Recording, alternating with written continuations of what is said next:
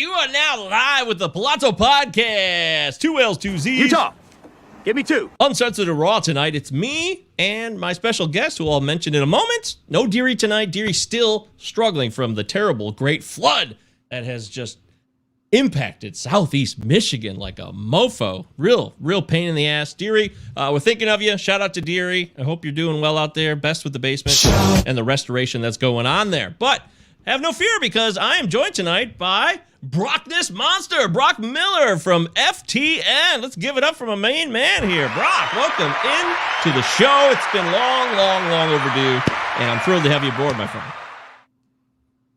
I am super excited to be here. Like I was just telling you right before we jumped on here, you know, there's 10 million podcasts out there, and they're all good ones. And I try to jump in there and check out most of them. And I don't always have time, but I almost always find a way to beam up the Palazzo Podcast. So super happy to be here. My man, I do appreciate that kind of effort. Jasper's in the house. What's up, Jasper? Great to see you. Jasper's always a regular. Broc, say hello to Jasper. Yo. Jasper lives in Indiana. Have you ever been to Indiana, Broc? I've driven through Indiana in 2010 on Warped Tour. I don't remember it, and I'll tell you why. Because everything to the east of the Colorado River is the same. It's all the same. It's all flat. There's no mountains. There's no. I'm sorry. There's everything west of the Colorado River, and then to the east of the Colorado River, it's whatever. And yeah. Wow, I was not expecting this kind of content, but I'm down with it. I could roll with it. I lived in Denver for a year, and it was gorgeous. I loved it out there. I never should have left. Never should have left. I don't know what I was thinking, but I longed for the Great Lakes state, and it brought me back. Yeah, Denver's great. I'm going there. Fuck, man. Like, can I say the fuck word? I can say the. You could say whatever the fuck you want, whenever the fuck, and however the fuck you want it. I'm going to Denver in like 2 weeks. I can't keep track. Are? It might be 3 weeks. I can't tell. I'm not good at it. It's like, yeah, I'm going to the All-Star game. Hey, that's right. Oh, here we go. Coors. There it is. Right on cue. Yep, Coors Field. Coors Field, home run derby, All-Star game. Going to climb some mountains. I'm going to just look up. There's got to be a list out there somewhere. I figure I could pull up. I could get a hold of the list, find the biggest mountain out there. I'm going to climb the damn thing. Yes. I can't wait. Yeah, Denver's great. The things that make Denver great is like the reasons why I like the rest of the western part of the United States. There's wait, Yancey's saying something. This is great. I'm so happy to be here because Yancey has been gone from Twitter for like 5 weeks or something like that. I don't know. Is that true? I pull it up there. Look, I come on Palazzo Podcast and I get to hear from Yancey again. That's amazing. That's what this podcast does. Brings people together. That's fantastic news. Can't beat it. Woo! Yancey. By the way, I didn't know Yancey was off Twitter. Is that true, Yancey? It's been like weeks. It's been over a month. It's been over a month since there was, I don't know. Something happened a couple weeks ago. There was like, everything was obnoxious. Twitter was just full of a bunch of what? Twitter was obnoxious? No way. Right. And so I texted Yancey. I was like, I know you're taking a break from Twitter. I just want to let you know, just in case you're wondering, you haven't missed anything. It's perfect. It's perfect time to be taking a break from Twitter because it's completely fucking obnoxious. And anyway. What a shocker. Yancey, this show loves Yancey. This show is dedicated to Yancey. Taking a break, he says, yeah, who cares? Fair enough with me. Jasper's chiming in and saying, spent a few years up in the Bighorns, Sheridan, Dayton, Buffalo side. What do you say to that, Broc? You know what? Okay. You know what? I leave myself open to be corrected. Okay. I have seen in Michigan, what is the national park up there on the northern edge of Michigan up there? Isle Royal is the only national park in Michigan. Yes, and I've seen pictures, and it looks fantastic. I definitely want to visit there. I have to visit Tiger Stadium at some point here. You know, I can't cross them all off the list if I never go to Detroit. Tiger Stadium's gone, but Comerica Park is there. Comerica. Although Tiger Stadium does have a little tiny diamond left. Like, one home plate is there. but the whole thing is gone. But they actually play baseball there in the police athletic league situation, so it technically kind of still exists.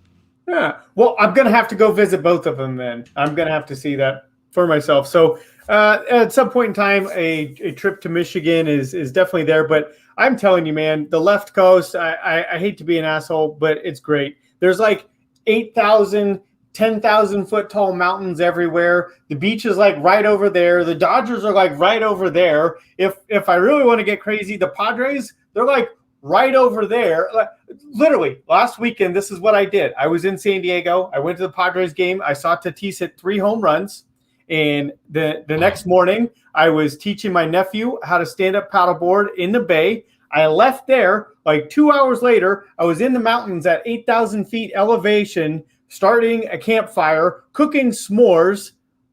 Woke up the next morning, drove back down the mountain. A couple hours later, I was at a Dodger game on Sunday afternoon. I mean, you can't beat it. That is so fetch. Dude, that is fucking fantastic, by the way. That is legendary. That's why I think, honestly, the eastern half of the United States has a lot of connectivity. You can hit a lot of places in a short area, but you don't get that natural...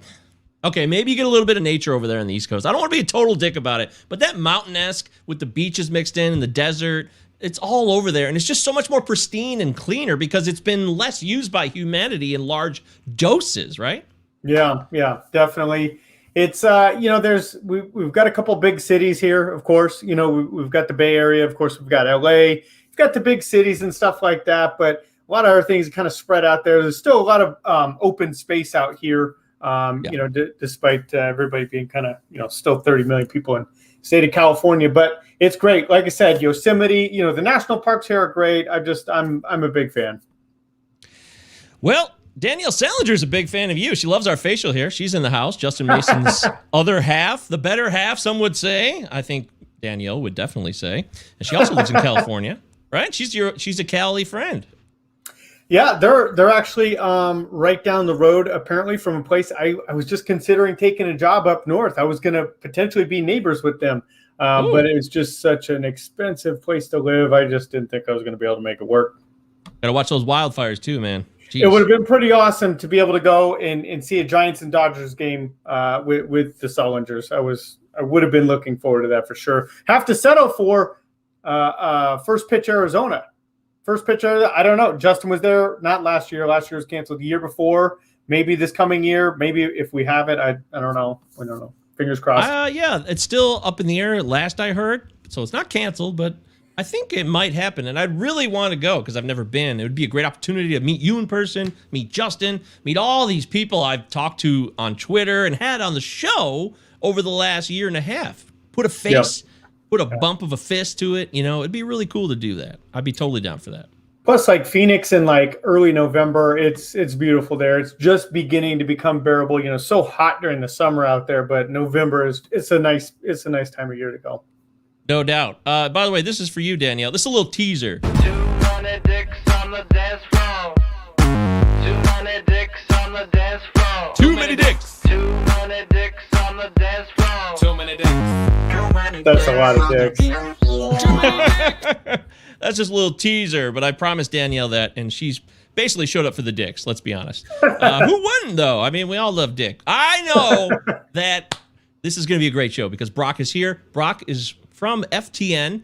Now, Broc does different things at FTN. They have a lot to offer. They've got daily, and they've got bets, and DFS. So break it down. Tell me everything people need to know about your situation at FTN.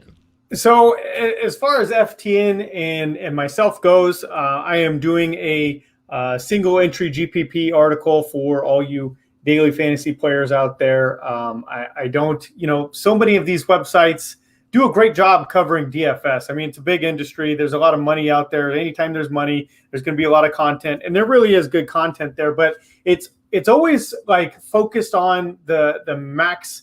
The multi-entry, those tournaments where you're building 150 lineups. Not cash games. 20. Not. There's some stuff for cash games too. It's out there. There's definitely a lot of guys out there, but the art of single entry GPP, like you're building one lineup, all your eggs are going in that basket tonight, and you're not trying to minimum cash, you're trying to win a damn tournament. That is a very specific strategy that goes along with that thing. And that's the article that I'm writing covers just that. It's Tuesday and Friday only, 2 days a week. I mean, it's a lot of work. It takes a lot of work. There's a lot of research that's involved there. So 2 days a week has been plenty for me. And those are the big full slates anyways, right? You know, you had a couple other days where it's small slate and you got the split slate during the middle of the week, that kind of thing. So I stick to Tuesday and Friday so far. So we've got that, of course, FTN Fantasy, which is the season-long version of the FTN site. That's mostly, most of that content is, Maddie and Matt Kupferle, my podcasting partners over there at FTN. So those guys provide a lot of great content there. And then I'm usually there to tag along on the podcast with them. And John Leguiza, too, on the East Coast. He also is part MLB of Moving Averages, man. He's the man. He's banging out a great podcast every morning. It's about 30 minutes long. He covers all the games for that day, whether you're looking at this through the lenses of a bettor, a DFS player, even season long. If you're looking at season long, if something we're going to talk about a little bit later, trying to keep track of who's losing spin and who's not, he's covering that. So especially like if you're in a daily league, MLB Moving Averages, John's the man. Yeah, love John. John's great. Everybody knows that. But FTN's got a pretty solid crew going on. I actually saw, this isn't important, but it was just random Twitter stuff, that Brad Evans was one of the creators, but he's leaving FTN to do other things. I don't know if that's a negative thing or not, because it sounded pretty positive. He sent a Twitter note saying, farewell, everybody. Best of luck at FTN and good times going forward. Yeah, it's definitely something I think that they agreed on. He's been working on a lot of different projects there, and he's only got time for so many. So I know, Brad's kind of like a football guy anyway, and they replaced him with Matt Freeman. You know what? he's a football guy too, and I don't know who the football guys. Those football guys. I don't know. This guy's super popular, and everybody's like, oh no, this is great. He's even better. Like FTN's gonna, and Kevin's kind of the boss over there at FTN and stuff, and Kevin and Elliot, they're super excited. They think this is a great move for the company and stuff. So if you're into football, FTN is going to be a great place to go. They've got a new site, and I don't even really get it because I'm not a football guy, kind of stupid. It's called FTN Data, and this is going to be like their own website. All the data, everything's housed inside. It's going to be, if you're into football, it's going to be exciting. I'm not excited because I'm not into football, but I don't know. Damn, that sounds too intense, Brock. Take it down a notch.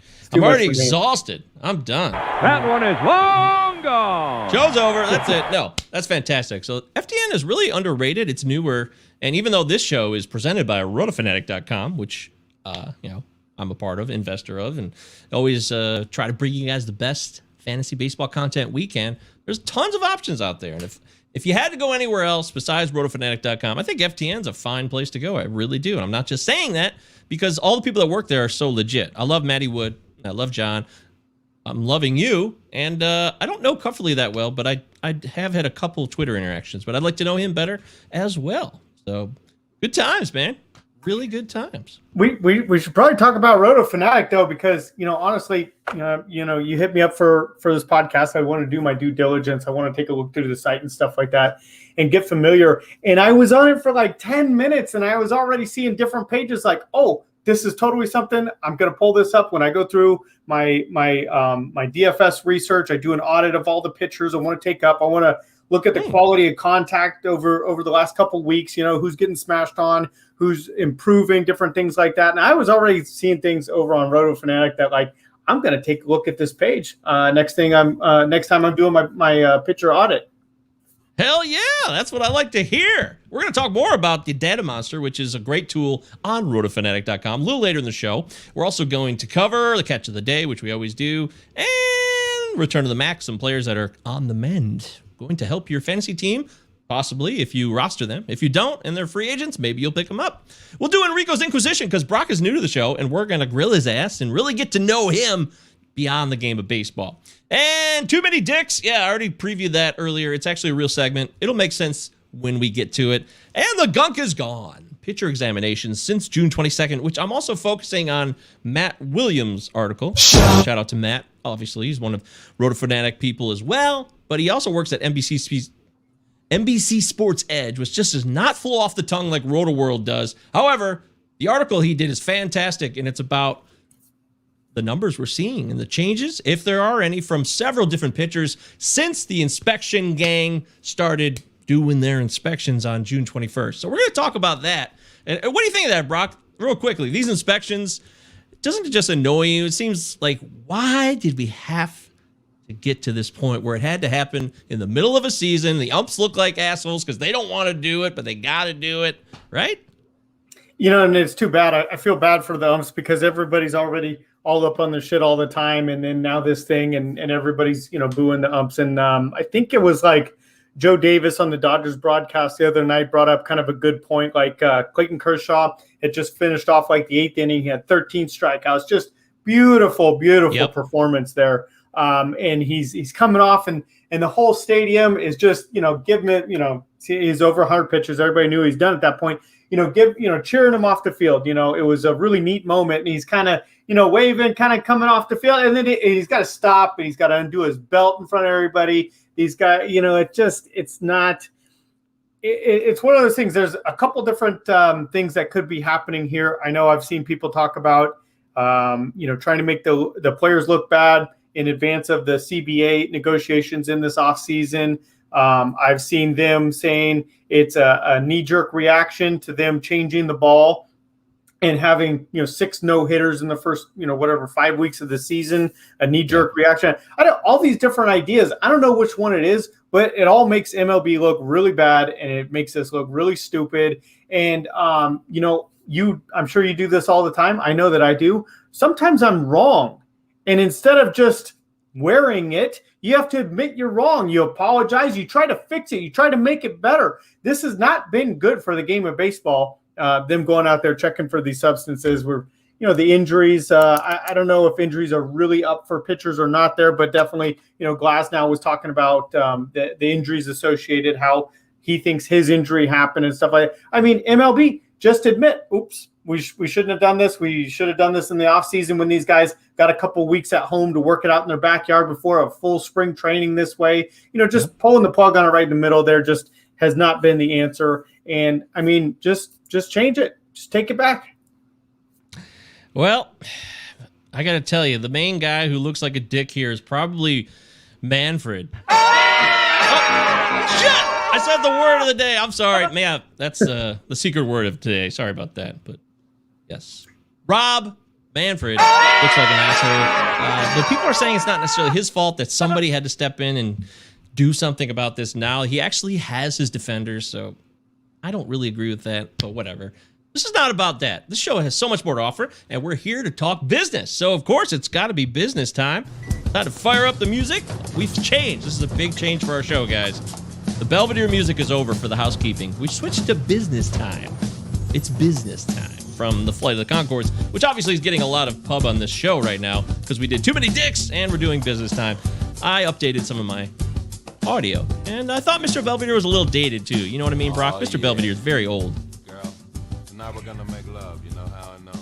Because it's Wednesday, and Wednesday night right? is the night that we usually make love. I'm just listening. Tonight is the night that we usually go to your mother's place. Are you? Yeah. For people who come on this show and you're trying to do two things at once, and it's not easy for you to do that, this is a very challenging show for those type of people. ADHD. I feel bad if you have it, or I apologize if that's the case, because we're trying to have a conversation. I'm dumping audio here, and that's just how I roll. I try to make the show a little different than your typical fantasy pod. A little more action, a little more comedy, right? So, Absolutely. nothing wrong with that. Kind of random. I'm pretty sure I saw Flight of the Conchords in concert in LA like 12 years ago or something.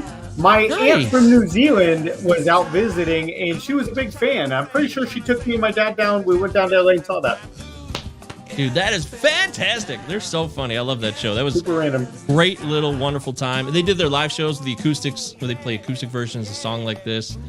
Wonderful, wonderful stuff. I'm glad you did that. That tells me the reason I liked you. There was something to it. I could tell you. We got Super Trooper references, Flight of the Conchord references. I like it.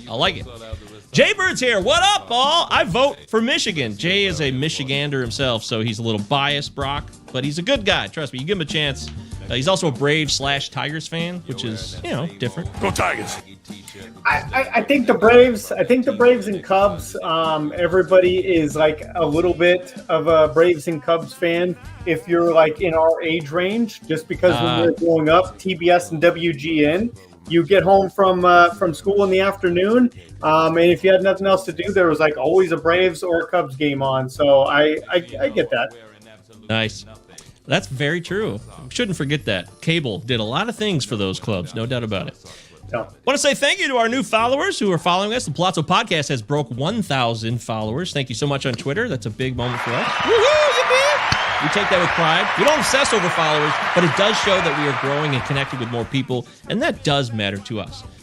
Please sub the YouTube channel. If you've never done that, if you're listening to the podcast version, sub the YouTube channel. Palazzo Podcast, 2 L's, 2 Z's. Utah. On Twitter. Give me 2. Easy to find. Fantasy baseball hashtags, all that stuff should not be difficult to find at all. And then lastly, the trophy for the Palazzo Invitational. Yesterday, we had on Paul Mamino and Crosby Spencer. You could check that episode out on the YouTube channel or on any of your favorite podcast platforms. And we talked about having a Bash Brothers trophy, which sounds pretty cool to me. I'd kind of be into that. But at least it's a newer idea. So we're looking for more ideas. The trophy cutoff will probably be at the All-Star break. So we only have a couple more weeks before we got to pull the plug and really make the trophy so it's ready at the end of the season. So if you got any ideas, send them our way. Palazzo Podcast at protonmail.com. Palazzo Podcast on Twitter. 2 L's, 2 Utah. Z's. Give me 2. Brock, do you have any trophy recommendations, ideas? I don't. I saw that. I mean, I think you guys brought it up on the podcast about a week and a half ago, and I was just kind of listening along, and I really don't have any good ideas. My imagination is not going to be any help here, unfortunately. That's fine. It's not that important, but either way, it's going to get done. If you have an idea, don't be shy about it. This is so cool. You could be the person that comes up with the idea for the trophy forever. You'll be known forever. This is a trophy that's going to be coming around year after year, an annual event, this Palazzo Invitational or whatever we call it next year. We might change the name, but the frame of reference stays the same. So if you want to be famous, consider making a trophy idea and sending it in. Palazzo Podcast at protonmail.com. Palazzo Podcast on Twitter, 2 L's, 2 Z's. Utah. Okay. Give me 2. That's all the business. The business is done. Why don't we get into leading off? All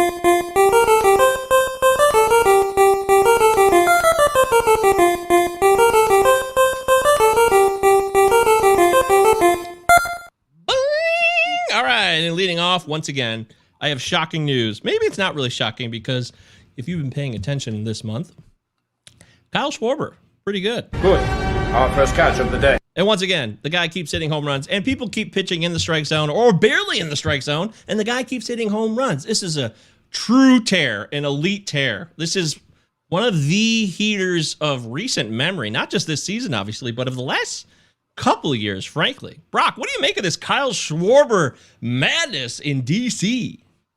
I honestly think the last time we saw anything like this was like Sammy Sosa, Mark McGwire, like the steroid era. I don't think we've seen anybody going to tear exactly like, Cody Bellinger had that April that was like so great, 2 years ago. I mean, there's been some great months out there, but nothing like this. I don't know where we're at. He didn't hit a home run today, shockingly enough, but I think we're still at like 16 home runs in 18 games or 15 in 18, something like that. And there's actually a great DFS lesson to be learned in this one.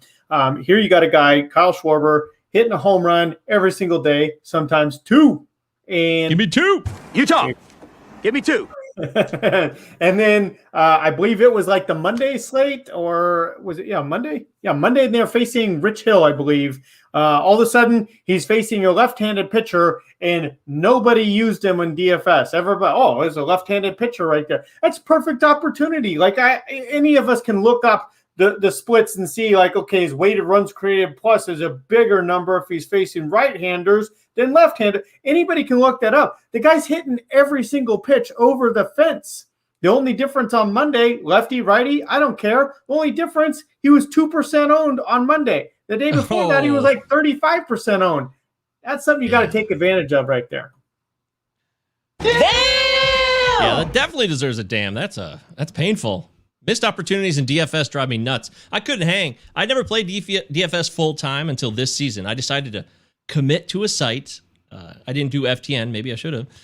But I committed to a site, a guy I trust, and I still trust, and I don't regret that part at all.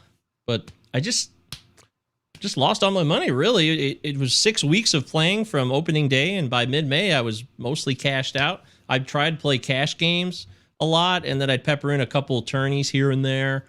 And then there's a lot of tricks to the trade that I was aware of and people were telling me, and I was listening to people's daily advice. But then there were other guys that I wanted to play, but I listened to the advice I was getting, and some of those would hit, but then at the other times, it became this madness for me, Brock, of, oh, I had this guy I wanted to play, but I didn't, and then they would have a great play that I didn't because I liked my guy, and I kept going back and forth and basically missing all the great plays. So it just became exhausting, and it's really unfortunate. I thought I would do better, but I learned a lot, man. It's a tough game.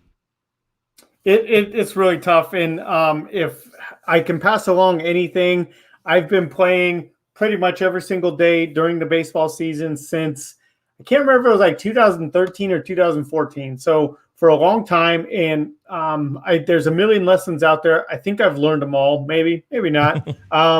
But through all of that, I still think like at least 80% of the days are just like the way that you're describing. You pull out your phone, you check the thing, you look up, you're like, oh, I had him in the fucking lineup until 3 minutes until the lock. Oh my God. Like that never goes away. That never goes away. It stays frustrating like 90% of the time. You just learn to make those days where it isn't a frustrating day. You really got to find a way to cash out to maximize your return on those days. I have a great exactly. I have a great story from just yesterday. We had a little bit of rain in Cincinnati yesterday. I have my lineup all figured out. Like, I mean, I'd gone in and changed out everybody, and I finally, okay, I'm here. Padres stacked. These are my pitchers. These are my other. I was really high on Ohtani and Joey Gallo, and I really locked in. And I pulled up the weather with like 3 minutes left. I wish I hadn't even checked. I pulled it up and see, oh, Cincinnati's full of rain. Cincinnati's full of rain. Well, I don't want to get a zero from those guys. I don't want to take the chance of that. I've got the nuts everywhere else. Everybody else is good. Okay, so first thing I could think of, well, who else do I swap to if I have a whole lot of budget left and I need shortstop, second base, and third base? First thing I think of, the Indians. They were facing a guy that's really bad against left-handed pitching, so or left-handed hitting rather. So I swapped to the Indians. What happened? The Padres go out there. Tommy Pham has like 30 points. The Padres score a bunch of runs. They're great. And the Tigers and the Indians game is rained out, and I got zeros from those guys to go along with 2 home runs from Joey Gallo, 2 home runs from Shohei Ohtani, and really good pitching. It was just, I had Herman Marquez, who didn't get a no-hitter, got super close. Oh, that's just one day in the life right there. Oh, that is just brutal, man. That's the kind of thing that I think about, and it just gives me the willies. I picked up on a Friday night. This was early on in the season when Alejandro Kirk was healthy for the Blue Jays, the catcher.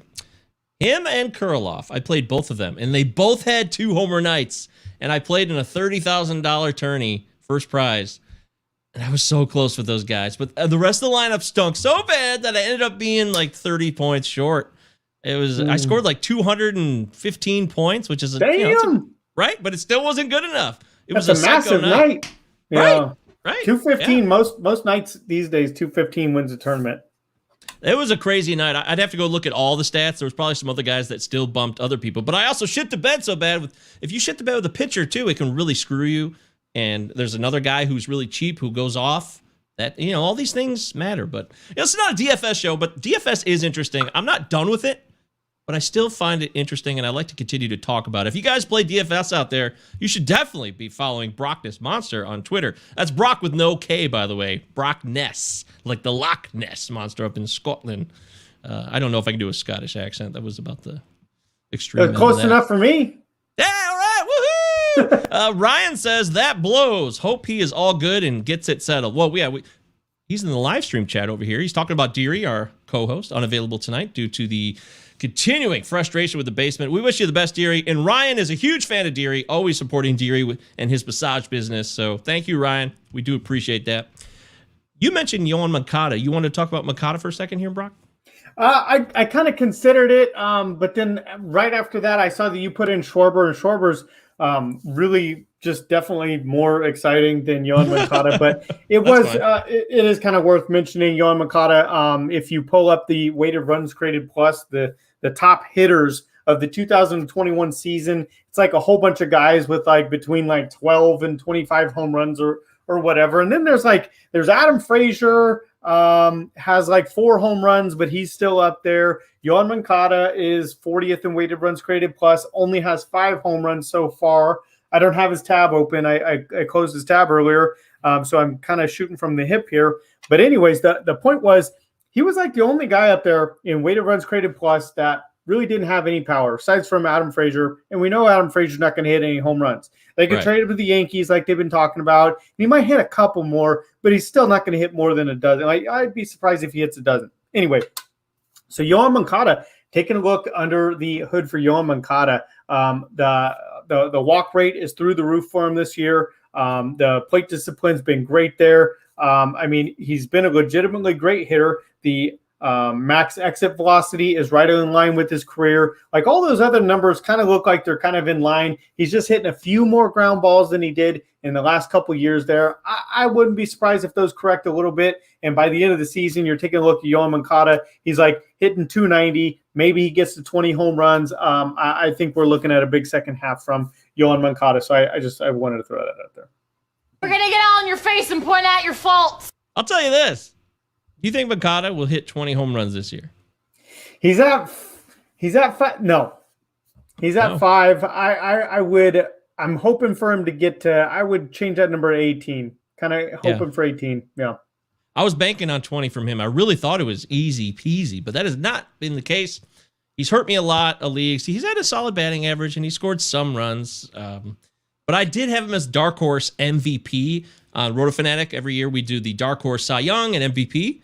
All the staff submits their picks. I chose Sandy Alcantara in the NL, who has been pretty good. He hasn't been Cy Young good, but he's definitely been good, which makes me happy. And then Moncada for MVP, and it just has not even come close to that, unfortunately. Maybe he's just always going to be this guy who's too wrapped up in life beyond baseball, which if you guys don't know, there's videos, he does songs, he's an entertainer. He considers himself to be like this legit entertainer. They're kind of funny if you look at him as the baseball guy, because he's taking himself all serious, like all Mac Daddy, and he's all sexy and singing and dancing. And it seems like maybe that's more of a priority for him. Maybe I misjudged him. He's super talented, but sometimes the most talented guys in all sports are not necessarily the most driven guys by any means. I did not know any of those things about him. That's very interesting. I was looking at the numbers. I think I'm impressed. I think, what did he hit, like 24 home runs with the bouncy ball? Like, he's just not a big power guy there. But and this is a little bit of an allusion to somebody we might talk about a little bit later. But I fully expect the White Sox lineup to start getting a little bit more healthy as the season goes on there. I think he's going to be hitting third for a juggernaut of an offense at some point there. I think some of those home runs are going to come, and I think the counting stats are really going to be there. All right. Well, I thought 20 homers would be pretty easy, but that's not been the case. And that's how it goes sometimes, folks. You learn the hard way. That's what this business is all about. You put yourself out there, you do the work, you hope it goes your way. Sometimes it don't. And Sam Jacobowitz, who's also a regular here. Sam, what's up, my friend? Good to see you. He's so mad he didn't start Trent Grisham tonight, which apparently was a big day. 2 homers, 5 RBIs from Mr. Grisham.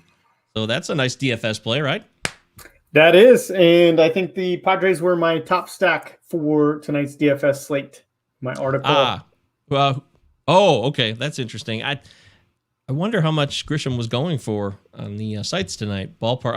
I haven't checked the DFS prices in a while, so I assume he's a good outfielder, so he wouldn't be super cheap. But I don't think he'd also be expensive as a Ronald Acuna or some shit like that. So. I think he was 4,600. I think he's kind of, early in the season, he was priced up pretty high there because he was hitting at the top of that lineup. He's been hitting like 7th lately for a little while, but as he's starting to turn things on, I think tonight he was hitting 5th. They've moved him up a little bit there, but 4,600. But yeah, man, playing in Great American Small Park, you get priced up for that. That's always worth a laugh. I love that. All right, well, we're going to continue to talk about baseball here on the Hey, it's Rico Palazzo Fantasy Baseball Podcast presented by RotoFanatic.com. I'm MJ Govier, G-O-V as in Victor, I-E-R on Twitter, at Broc Monster without the K, Broc Monster. Speaking of monsters, it's time to talk about the data monster. On him I can depend. That's right. We all love monsters. You know, monsters don't have to be scary. They can be your friend. And the data monster is your friend on RotoFanatic.com. And I wanted to bring up some stats that I found, which you could look at freely on RotoFanatic.com. And in fact, I'm going to show you how to do that right now. This is a little bit of an interactivity session, which we can do because I use this program and I might as well take advantage of it. So let me do this, and then let me do, oh yeah, oh look at this, dude. Does this freak you out? Look at this, Broc. Whoa! We're like in the multiverse here. It's crazy. It's like staring, like looking into a mirror with a mirror over your shoulder. Yeah. So, RotoFanatic.com, you click on the Data Monster tools. You got hitter tools, fastball, barrel board, pitcher tools, yada, yada, yada. So we're going to look at the pitcher tools here, and you can pick up a bunch of different categories. We're going to go with Stuff ERA, which is Paul Mamino's thing. And minimum number of pitches, 250 is pretty low. I think 750 would kind of sort out some of the most pitched pitchers this season. We want to get the best of the best. So, oh, hang on. Let me look at my rundown here. If everybody wants to see our rundown, there it is. Look at that. Woohoo! Right there. It's like showing your underwear to people. I know. Kind of. I love to open up and peel back that door, the curtain, you know. I like to show people the truth. So, as far as the top 5 in Stuff ERA, you got Jacob deGrom, obviously. But second in all the league, Kevin Gausman, right behind deGrom at a 1.30 Stuff ERA. Then Kyle Gibson, Brandon Woodruff, Freddie Peralta, and also Corbin Burns right after him. 3 straight Brewer starters. So what I find interesting about this is, like, look at these names, Broc. You know, Woodruff, Burns, deGrom, Musgrove's been really good. Rogers, Trevor Rogers, Max Scherzer. If you start going down the list, you see big-time names like Walker Buehler. But Kevin Gausman's second. Isn't that amazing? I really thought that he was overhyped with his ADP coming into the season. I thought it was a load of crap. But Gausman has delivered this season and finally been consistent. He really has been something. I know he had a little bit of a tough time last night with the Dodgers, but for what it's worth, the Dodgers against right-handed starting pitching is about the toughest matchup in baseball, aside from like maybe the Astros there. So I give him a little bit of a pass for the performance against the Dodgers there. But, you know, he was good against them a couple weeks ago. They were a little bit weaker at that point in time. But Gausman is just, he's just been nasty. He's been, definitely, the strikeouts have been there, double-digit strikeouts. I don't know how many times this season. I did mention the other day that I think, Gausman outside of deGrom has probably been the best pitcher in baseball. And to see him right there at the top of your guys' list just makes me feel even better about that. So amazing. I think it's really interesting. Kyle Gibson's right there. If you take out that first start of the season for Kyle Gibson, he's been absolutely amazing. And he might be on the trade block for this trade deadline.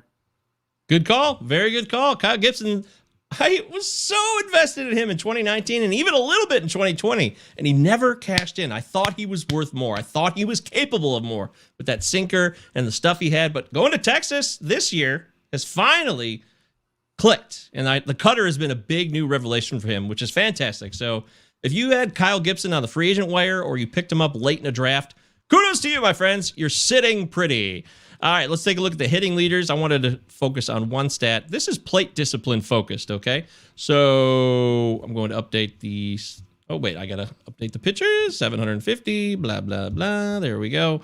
Update it. Now, plate discipline-wise, SAE. So I want to look at the top SAE leaders. And basically what this is, it's a percentage of the expected Wobacon, good old Wobacon, a hitter swung at versus all pitches seen.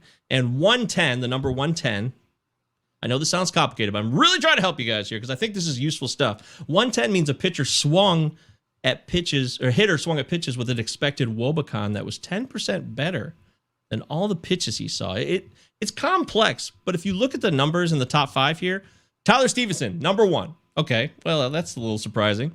Clint Frazier, that's really surprising.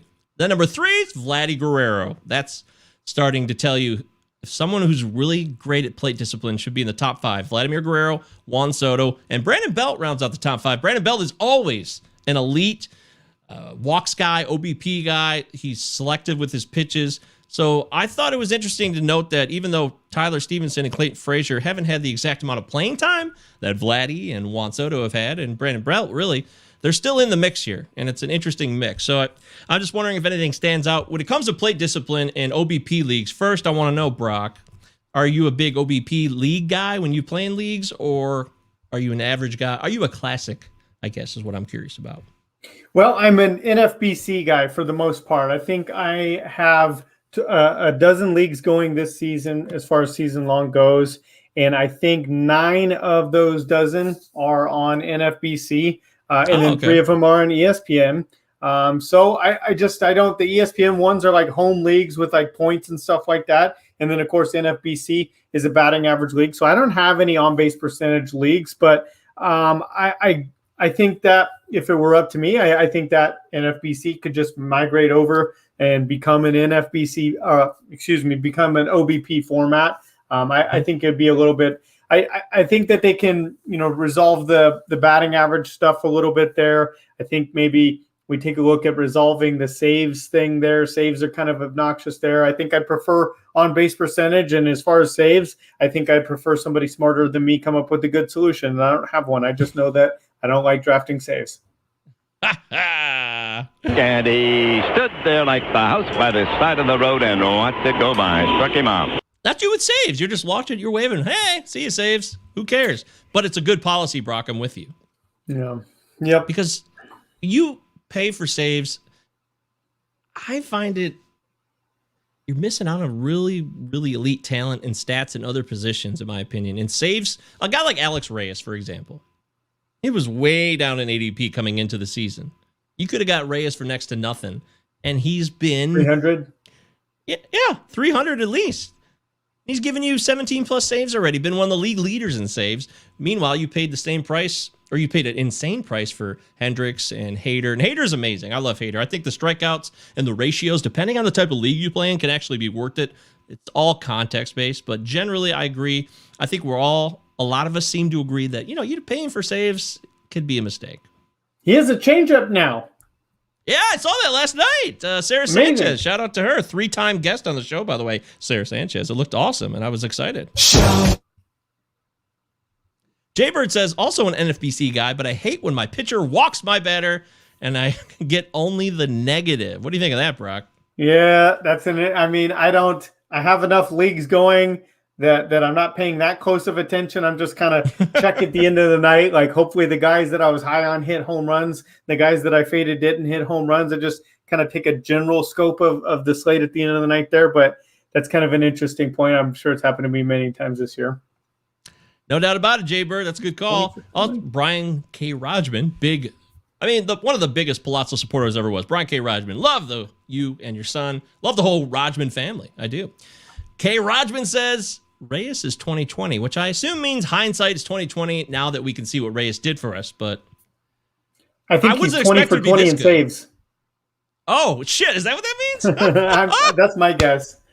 I think both things work, though. It works both ways. It does. It's one of those double entendre type things. How cool is that? Man, we are so witty and genius on this show. On the Hey, it's Enrico Palazzo Fantasy Baseball Podcast. Genius. Oh, Brian agrees. Yes. Hell yes, Brian. Thanks for that. Good call.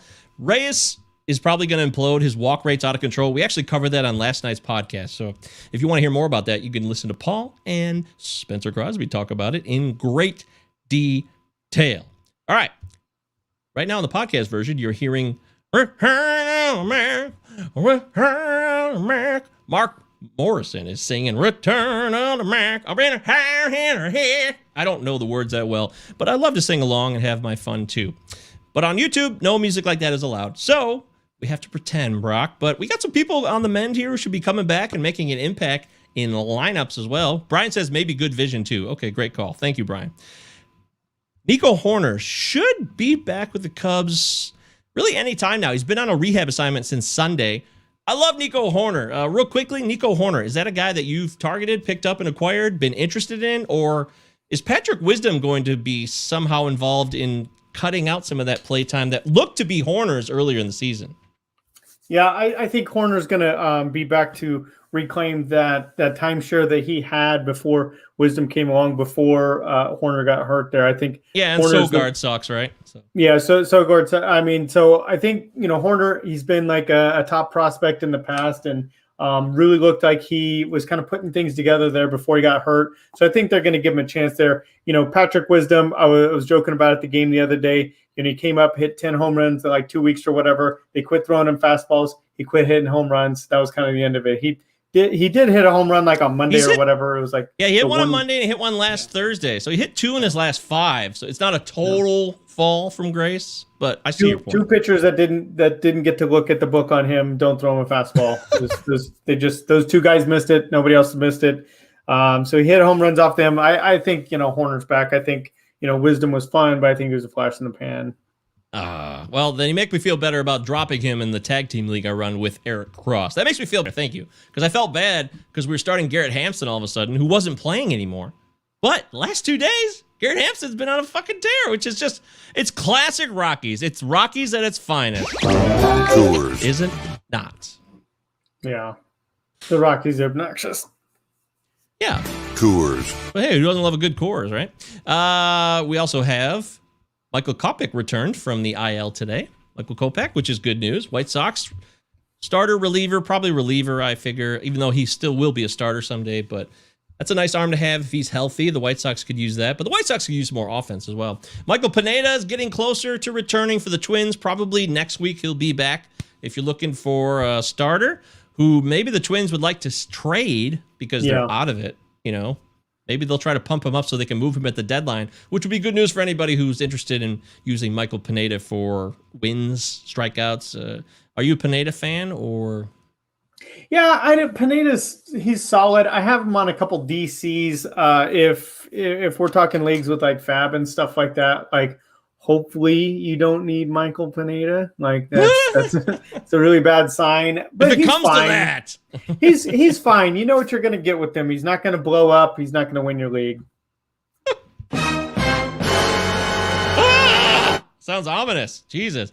David Dahl should be back for the Rangers anytime, and Willie Calhoun broke his forearm. So that should be good news. David Dahl should play. Although Eli White has been getting a lot of playing time, but there's still other positions available. Guys you've never heard of, like Jason Martin, have been playing outfield. So I expect Dahl to come back and get an opportunity to play. Will he produce? I don't know. Maybe it was a flash of the pan. Maybe it was just Coors, which, that happens to a lot of people. Coors is a thing. Jeet Segura's going to be back tonight. Either he came back tonight, I'll have to double check, but he's back on the scene, ready to go. And Stephen Brault, now I know Brock's excited about this. Stephen Brault of the Pittsburgh Pirates threw a simulated game recently, and he's slowly getting closer to returning to action. Stephen Brault, we both own him in a couple of different DCs. The injury, you can't predict it. Shit happens, right? But he's a pitcher that can provide you with some cheap value. Yeah. So just double check real quick. Jean Segura back in that lineup, 1 for 3 with an RBI tonight. So he's back in there. Stephen Brault, somebody that, like you mentioned, drafted a couple DCs. Happy to have him back. Those DCs, those are tough, man. There's a lot of injuries going on early there. I relied a lot on JT Brubaker. He's been great for the Pirates there, and been amazing. Maybe they'll have 2 decent pitchers at some point there in Pittsburgh. So kind of excited. Easy now, Brock. Well, easy. Slow down, dude. Get ahead of myself, but the Pirates are gonna blow their load too early. Come on now. And then Bumgarner's getting closer to returning as well. Mr. Bumgarner of the Diamondbacks. Before he left and got hurt, the Diamondbacks were actually like a relevant team.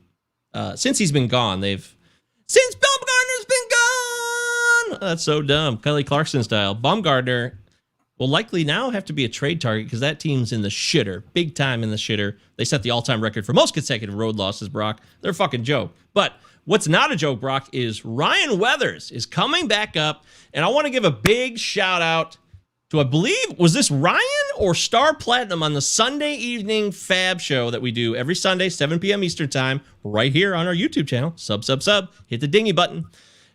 One of you guys called it out that Lamet looked like shit, and picking up Weathers on the Fab run this past Sunday would be a great idea. And it was, because he's starting tomorrow. He's coming back up for the Padres. It's fucking fantastic. So kudos to our audience and our community. Well done.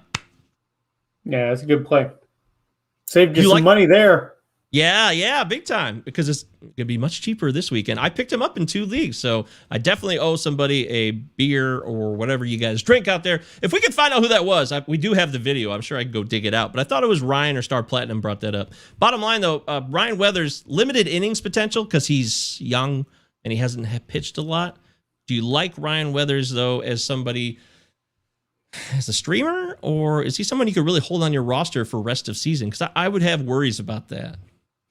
I think that there's definitely leagues deep enough where you're going to want to roster Weathers. I think he's solid. I think the strikeout potential is good and stuff. I don't know about the volume. I mean, he's been hurt for a while, so I think that's going to help him finish out the season. But I think something that a couple of people have been mentioning on Twitter lately is limiting the innings pitch for some of these younger pitchers, and maybe that's not going to be a thing for Weathers. Maybe that injury was time just right for him, that he's going to be able to just be off the leash and go for it in the second half there. But we have a couple pitchers we're going to talk about later, and I think that pitch the innings limit is really going to be a thing for them. Okay, yeah. By the way, I don't know was he injured or they just sent him down. Did he get injured and then they sent him down? Because I feel like they were like, Lamet was getting healthy and then they pulled the plug and said, Weathers, you've been great, but you got to go, which was disappointing to a lot of people who were expecting a lot more. It's a minor detail, but I just wanted to double check that because we call our own shots here and we keep it real. We never lie to you guys. We want to have total clarity, transparency, and honesty on the It's Rico Palazzo Fantasy Baseball Podcast presented by RotoFanatic.com. We're here with Broc Miller. Broc is part of FTN. Make sure you're following FTN on Twitter and follow Broc Ness Monster. Broc Ness Monster. It's a great fucking Twitter handle. It's one of the best Twitter handles. It just flows off the tongue. Really well done, Broc. I want to salute you because you have some kind of mystery to you. Because like when I didn't know who you are at all, I'm like, who is this guy? Broc this monster? And when you don't know somebody initially, you could make up a lot of stuff in your head. And it's cool. I think you got something going for you. You got a mystique, and I think that's a good thing. Yeah. So I definitely Broc Ness Monster. I got to give a shout out to my buddy Travis Wade. He came up with that nickname. He gave me that nickname because on Friday and Saturday nights, I kind of turned into a monster pretty much every single weekend. And that's where that name came from. And then I made an Instagram or, whatever. Stupid story. But yeah. So stupid. That's great. Good stuff. All right. Well, now it's part of the show. We're going to get to know Broc a little bit more. He just gave us a teaser. It's time to do the Inquisition. Would you prefer to deal with a manipulative person or a callous person? Wow, this is deep into my psyche. Alan Trammell or Lou Whitaker? Oh, I knew you were going to hit me with that. The 1988 Dodgers or the 2020 Dodgers? Oh, the 1988, by far. It was the happiest moment of my sports life. That was my first gut moment. Nelly, get ready for some doozies, because it's time for everybody's favorite part of the show, Enrico's Inquisition. Right off the bat, that was RotoGut, by the way. Vlad Sedler talking about the 88 Dodgers. Do you take the 88 Dodgers or the championship team last year? Because you are a Dodgers fan, so it's a perfect question. Yeah, well, honestly, in 1988, I was only 4 years old. So I think my dad was probably watching that World Series on TV. And I was probably not paying a whole lot of attention there. Of course, we all know what happened in 1988, super exciting and stuff like that. But watching that World Series last year, it was a big deal to me. I don't know, I don't really like to complain about last year because in the grand scheme of things, life was pretty easy for me last year, and life was really hard for a lot of people there. But nonetheless, it was a tough year for everyone. At the very least, just kind of at the end there, getting to see my team pull together and put it all together and win a world championship there. And, I know a lot of people like to refer to last season's World Series, put an asterisk next to it or whatever. But, I always point to preseason last year, the six favorites in the preseason from Vegas odds. Those are the teams that were there at the end of the playoffs. The playoffs were actually longer than they normally are. There was an extra round at the start of the playoffs there. That's true. You know, winning the World Series last year, I think if it showed us anything last year, it showed us that the regular season is maybe just a little bit longer than it needs to be, because we found out who the best teams were. They played the tournament, and the Dodgers won it. Well said, my friend. Well said. By the way, there's a connection there. You were 4, and I was also 4 when the Tigers won the World Series in '84. We were both 4 the last time our teams won a title, which is interesting. And Kirk Gibson was on both of those teams. That's right. Whoa. Pretty good. Pretty neat. I love little shit like that. It's fun. The world is all connected if you think about it. It's a fascinating universe out there. All right. Musical acts. Come on. Now, you mentioned Warped Tour at the top of the show, and I really want to dig into that more because I've been to the Warped Tour many times. In fact, when the Warped Tour was the shit, really in the 90s, late 90s, early 2000s, that's when I had the best time at Warped Tour. Always a hot parking lot, a terrible surface place for some reason, at least in Michigan. I also went to the Warped Tour, by the way, this is for Jasper, in Indiana. Believe it or not, it was an outdoor place. It was like a part pavilion, part outdoor free-for-all in 2004. So, Warped Tour, what's the story there? And what are some of your favorite artists? Well, that second one could take a while. But so Warped Tour, it was basically just some friends of mine were in a band, and they were going on Warped Tour as a Barnacle band. I don't know if you're familiar with the Barnacle band. Some people might not be. So Barnacle band is a band that follows around the tour, and they try to get in. They try to fill in spots, try to play a show. They rarely do get to even play, but they'll at least, follow along with the tour and be able to set up and sell merch inside and play their songs for people, try to, just basically trying to sell their band to people on the road there. So that's a Barnacle band. They're not actually performing on the thing. So they needed somebody to go, and it was 2010. The economy had just taken a dump in the industry that I was in. I really didn't have a whole lot of work to do, so I said, screw it. I went with them, and we jumped in a little bus, like one of those little short transit buses or whatever. We painted it up like the ship, like the Guppy ship. It was named the Guppy ship. The band was named Me and the Captain. They were in costume every single day. Actually, kind of a fun story, that whole EP and all of that. The ship was all a part of it. And, dude, we just did 55 miles an hour across the entire country for a summer. Yeah. Oh, dude, that sounds so awesome. Yeah. That's the kind of shit I love to hear about. See, we would never know that. We would never know that on the show. And now we've learned that about you. By the way, there is this. Look at this. Me and the Captain. That's the one. That's the one. That is a great little dude they got there. Here it is. This is Me and the Captain. What, go to Make It Happen or something. One of the older songs. I don't know. They come up with a bunch of covers the last couple of years. Yeah. This is called Make It Happen by Me and the Captain. You're listening live to Palazzo Podcast. It's 10 after the hour. We'll be back after this. Oh, yeah! There we go. I'm into this. I know Yancey's into this too. Shout out to Ryan Venazio. Would love this shit. I know he would. You know Ryan, by the way? We were just talking about a band. He was passing somebody along for me to check out earlier today, actually. Yeah. Nice. Okay, so you definitely know. Ryan's going to be on the show in July, by the way, so you guys stay tuned for that. He's a great drummer. He's in a real band, and the guy just knows music really well. I've learned a lot from him, and I respect the hell out of him because he's a drummer who knows what the fuck he's doing. And he's in it's With Sails Ahead is his band. So check out With Sails Ahead. And also, is the captain still doing their thing, or what's going on there? I don't think so.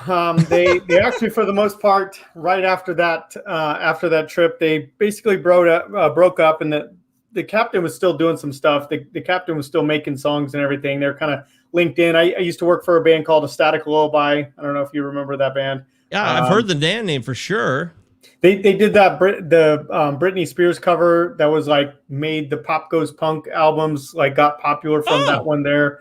Yeah, Punk Goes Pop, Punk Goes Acoustic, all those bands. I've heard all those. Yeah. Yeah, the one that really made it pop off was when they covered Britney Spears. That was like the big one that kind of set that franchise off. But I don't know. They kind of broke up after that. It was kind of like the captain just kind of working with those guys, like, by himself. There wasn't much of a band anymore. And so.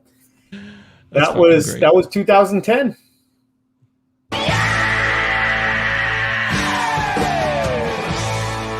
I'll tell you this. You don't have to name all your favorite artists, but give us an idea of the type of artists, bands that have really defined your life. Like, because you clearly have a passion for music. It's obvious. So give me a couple here. That's what we try to do. This question is near and dear to my heart. This is something, music is one of my passions. I don't work in the industry anymore or anything like that. But I definitely keep up with it. I definitely, when there's a new band that comes out, I know about them right away. Anytime a new album comes out, I make sure I check out the new albums, all the bands and stuff. I'm still kind of connected in that way. And so I think I want to put out a couple bands that I like, that kind of show how diverse my musical tastes are. I don't just like listen to heavy music. I love a lot of heavy music and stuff like that. Like Thy Art Is Murder. There's a bunch of really good like death metal bands, super heavy stuff there. But I listen to a lot of other like weird stuff. About a 9 on the tension scale, Rube. So I've last couple of years I've been listening to I think people call it red dirt country. So it's kind of like it sounds like traditional country music. But it's like really modern though. So there's a lot of good art in that. There's a few guys there. Super weird guy that I really like. That's great. His name's Orville Peck.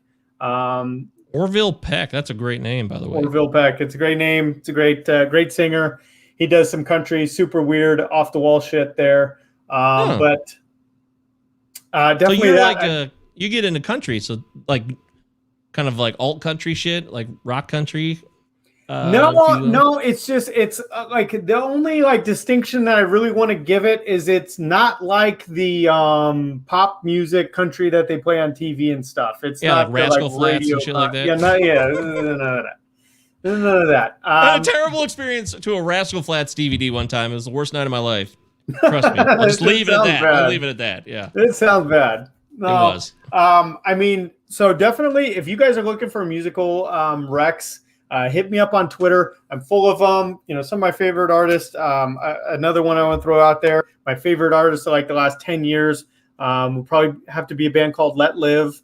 They came out with an album called Fake History in 2012, something like that. And that just changed everything for me. That changed everything I thought music could be. That was an amazing album, amazing time in my life, to be honest.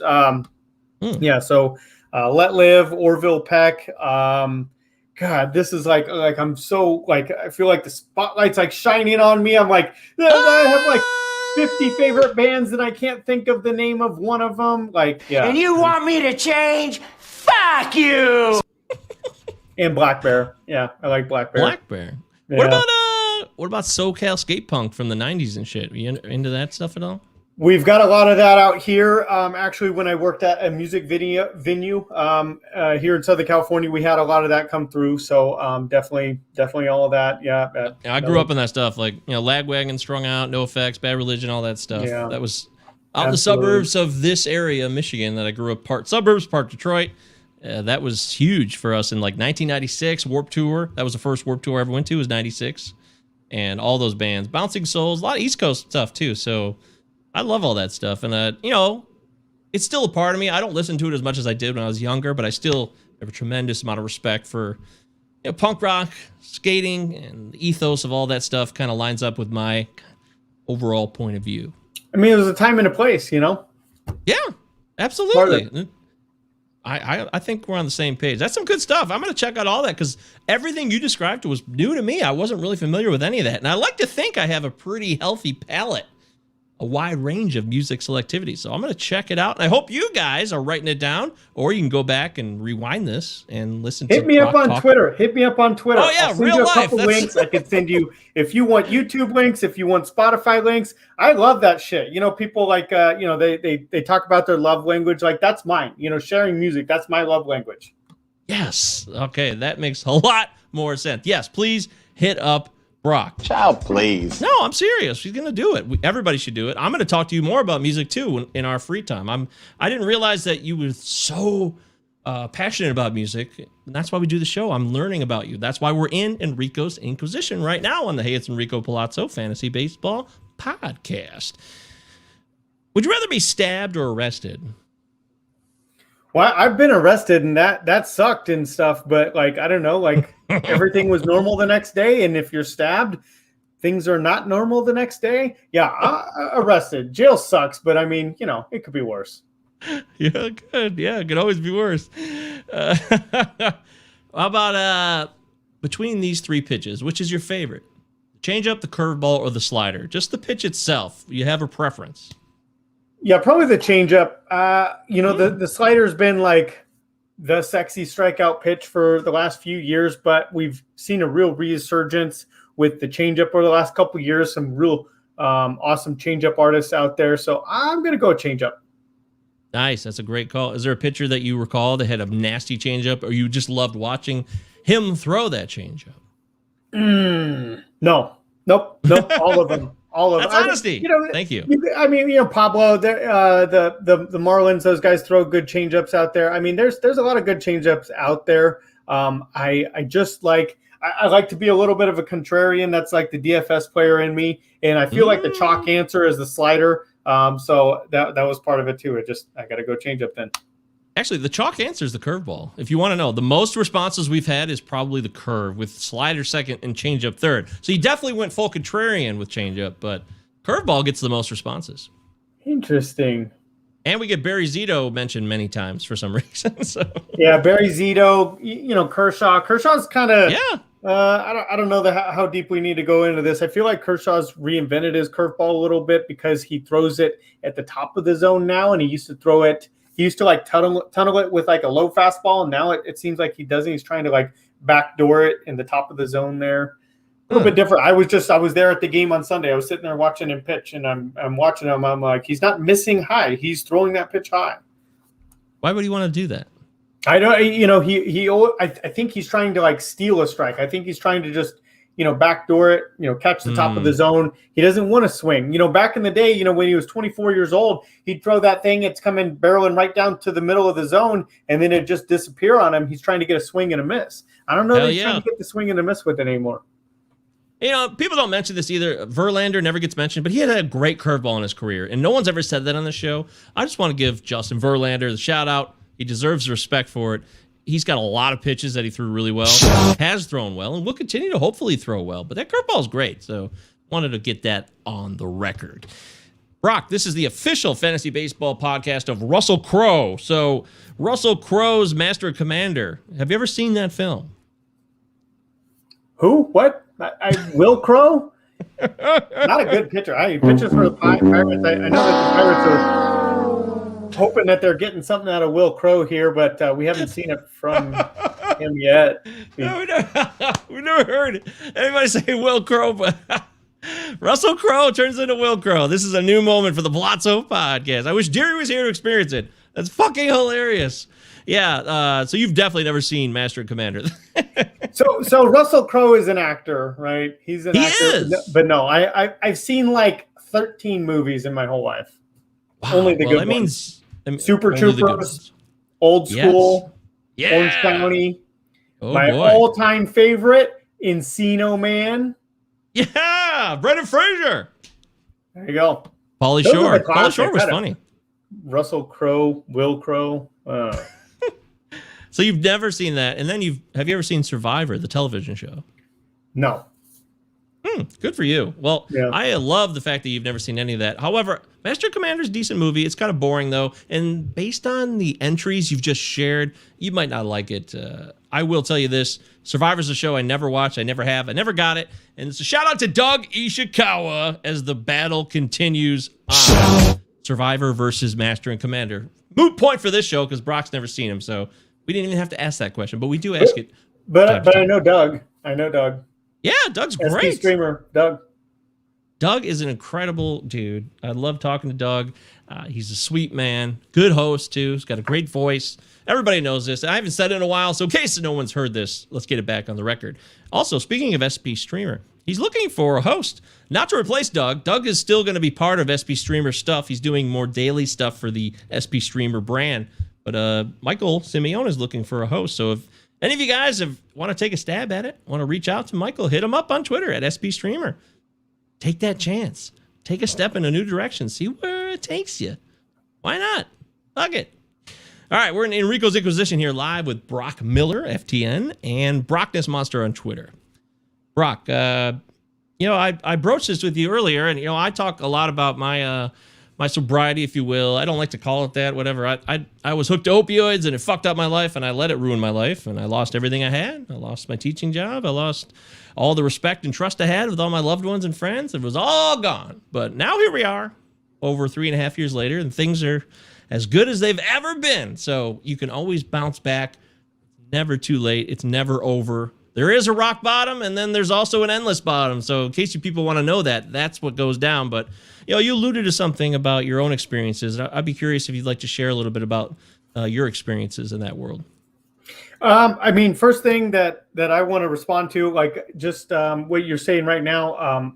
I see you on Twitter every day. I see your videos and stuff like that, and I see your demeanor. I see the smile on your face, and I think that kind of goes to show this is like, something that I've been taking through the last few years of my life, that no matter what happens, no matter how bad things get, how impossible a situation seems, there's always a way to take one of those negative things and find a way to turn it into a positive thing. I'm sure you probably hit a point where, I don't know any of this story or anything like that, so I don't want to point to it too much because I don't know it. But, like where you lost your job, where, I'm sure you're sitting there at some point, like, now what the fuck I'm going to do, And, yes. and here you are now, like you might not have your teaching job back or anything like that, but I see that smile on Twitter every day. Things are going well for you. I like that reminder, because sometimes I forget that, I feel like I've had to learn that lesson over and over a few times, but it always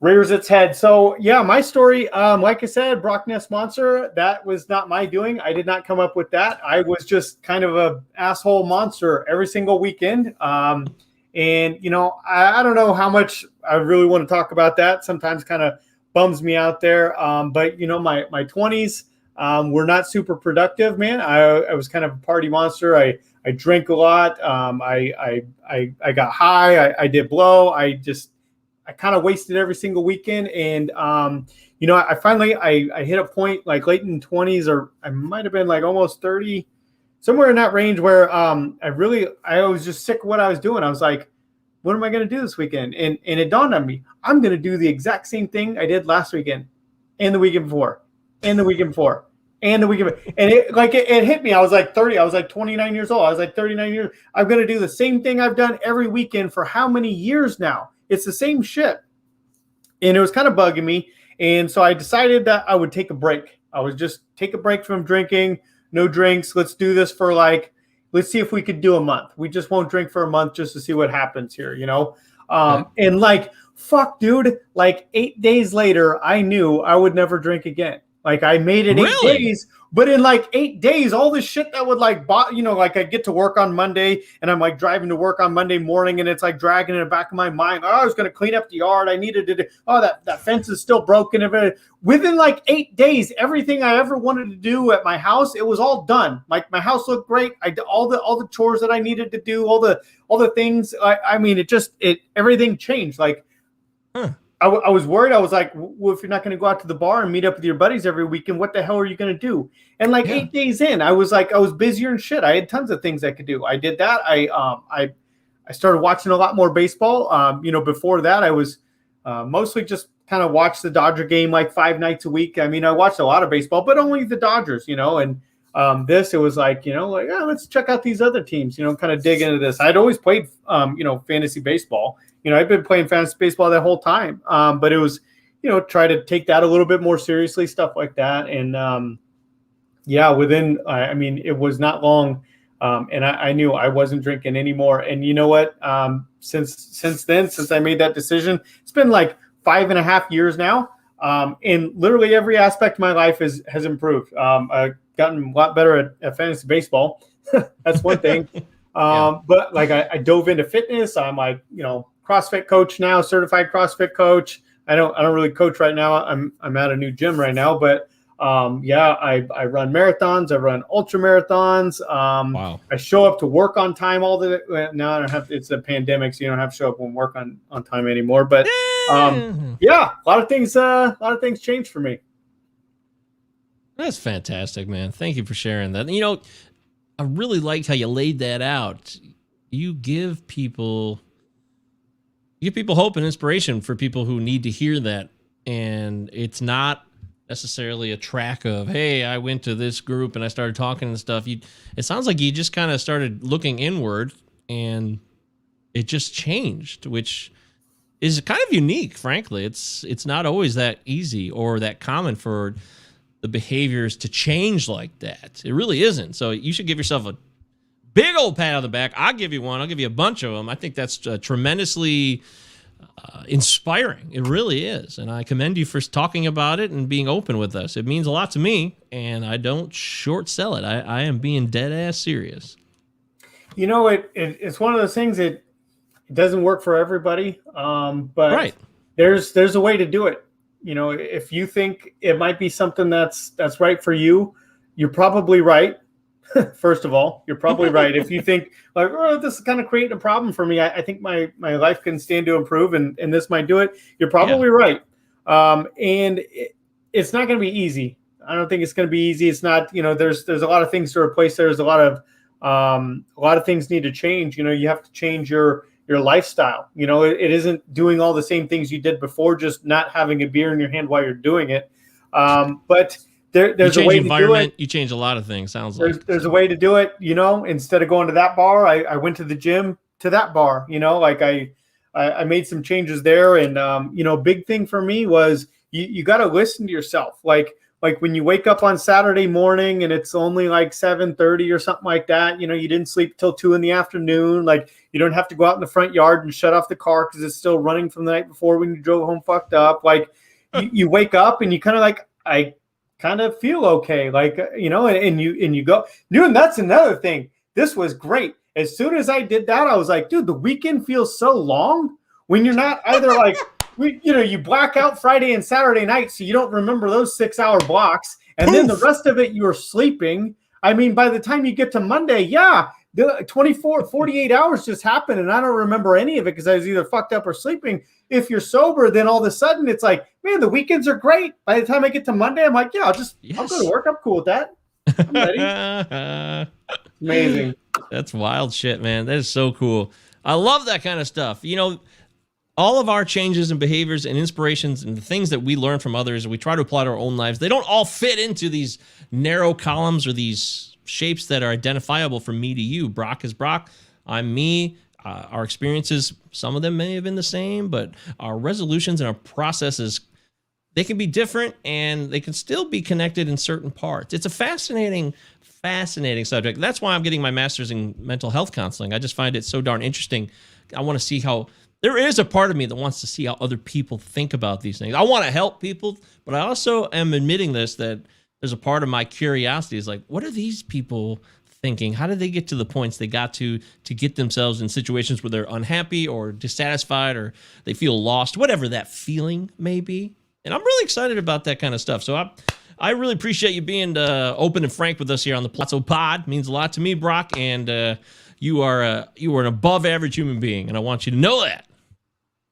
Hey, well, you know, I do my best. I can say that with 100% certainty. Not something that I was always able to be able to say with a straight face in my life. So here I am. That's fantastic, man. So, by the way, do you like not drink at all, or is it like once in a like you just cut it out?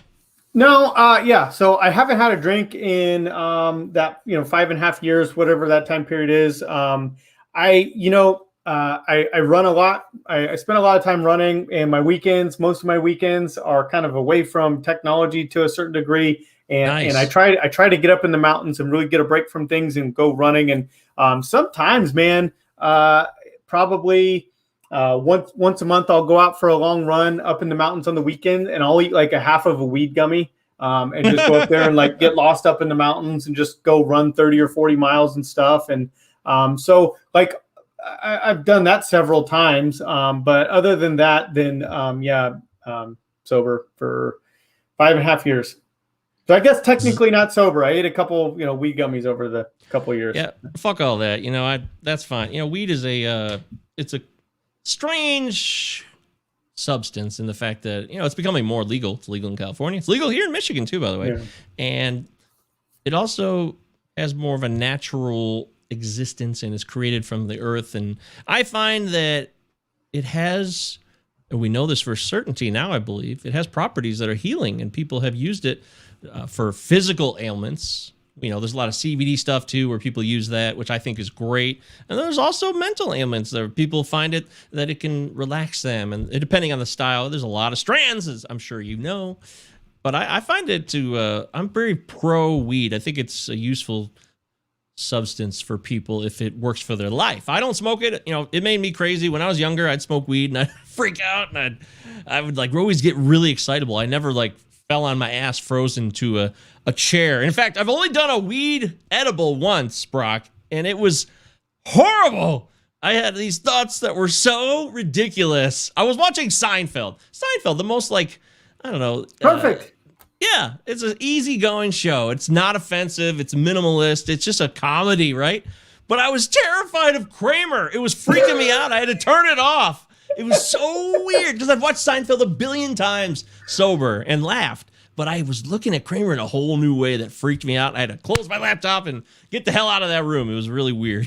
so not for me. I'll tell you that. So with weed, I mean, it's kind of like if you're like, hey, I want to try drinking again. You wouldn't try drinking by drinking an entire bottle of tequila in 20 minutes, right? You'd be like, we'll just have a beer or something, right? And so weed, the weed gummies are kind of like that. So when I say eat a half of a weed gummy, I mean it, a half of the gummy, and it's the 5 milligrams, the lightest, the easiest ones that they make. It's a little tiny little bit, because I'm the same way. I eat that whole thing. I mean, I'll trip out, lose control, anxiety, all kinds of gnarly shit. But yeah, if you find just the right dose, and I recommend this to everybody, eat a half of a weed gummy and go for a hike. Go climb through the mountains for 4 hours. It's amazing. It is refreshing for your soul. I recommend it. Yeah, I miss the mountains so much, man. You speak about it so eloquently and beautifully. I had some great hikes and some wonderful time in those Rockies, and I hope to do that again sometime soon. All right, let's close it out here on this segment. For love or money?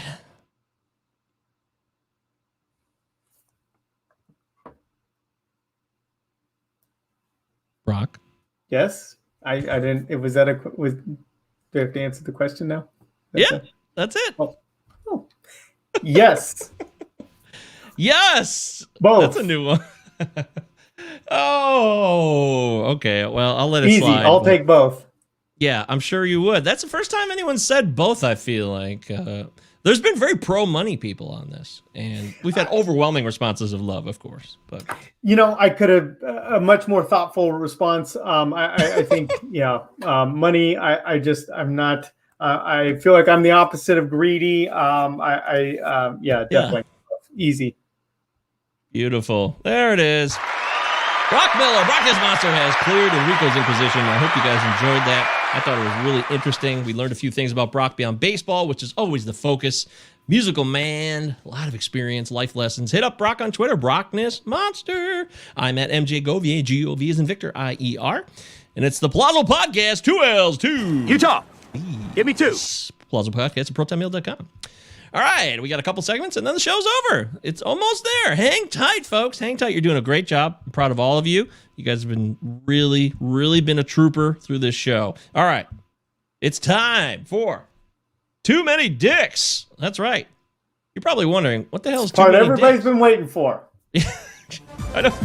Somewhere Danielle's out there, and she's laughing. She's having a great time thinking about Too Many Dicks. It's real simple. We got too many dicks on the dance floor. This is a tribute to the Flight of the Conchords. Right now, you can hear them.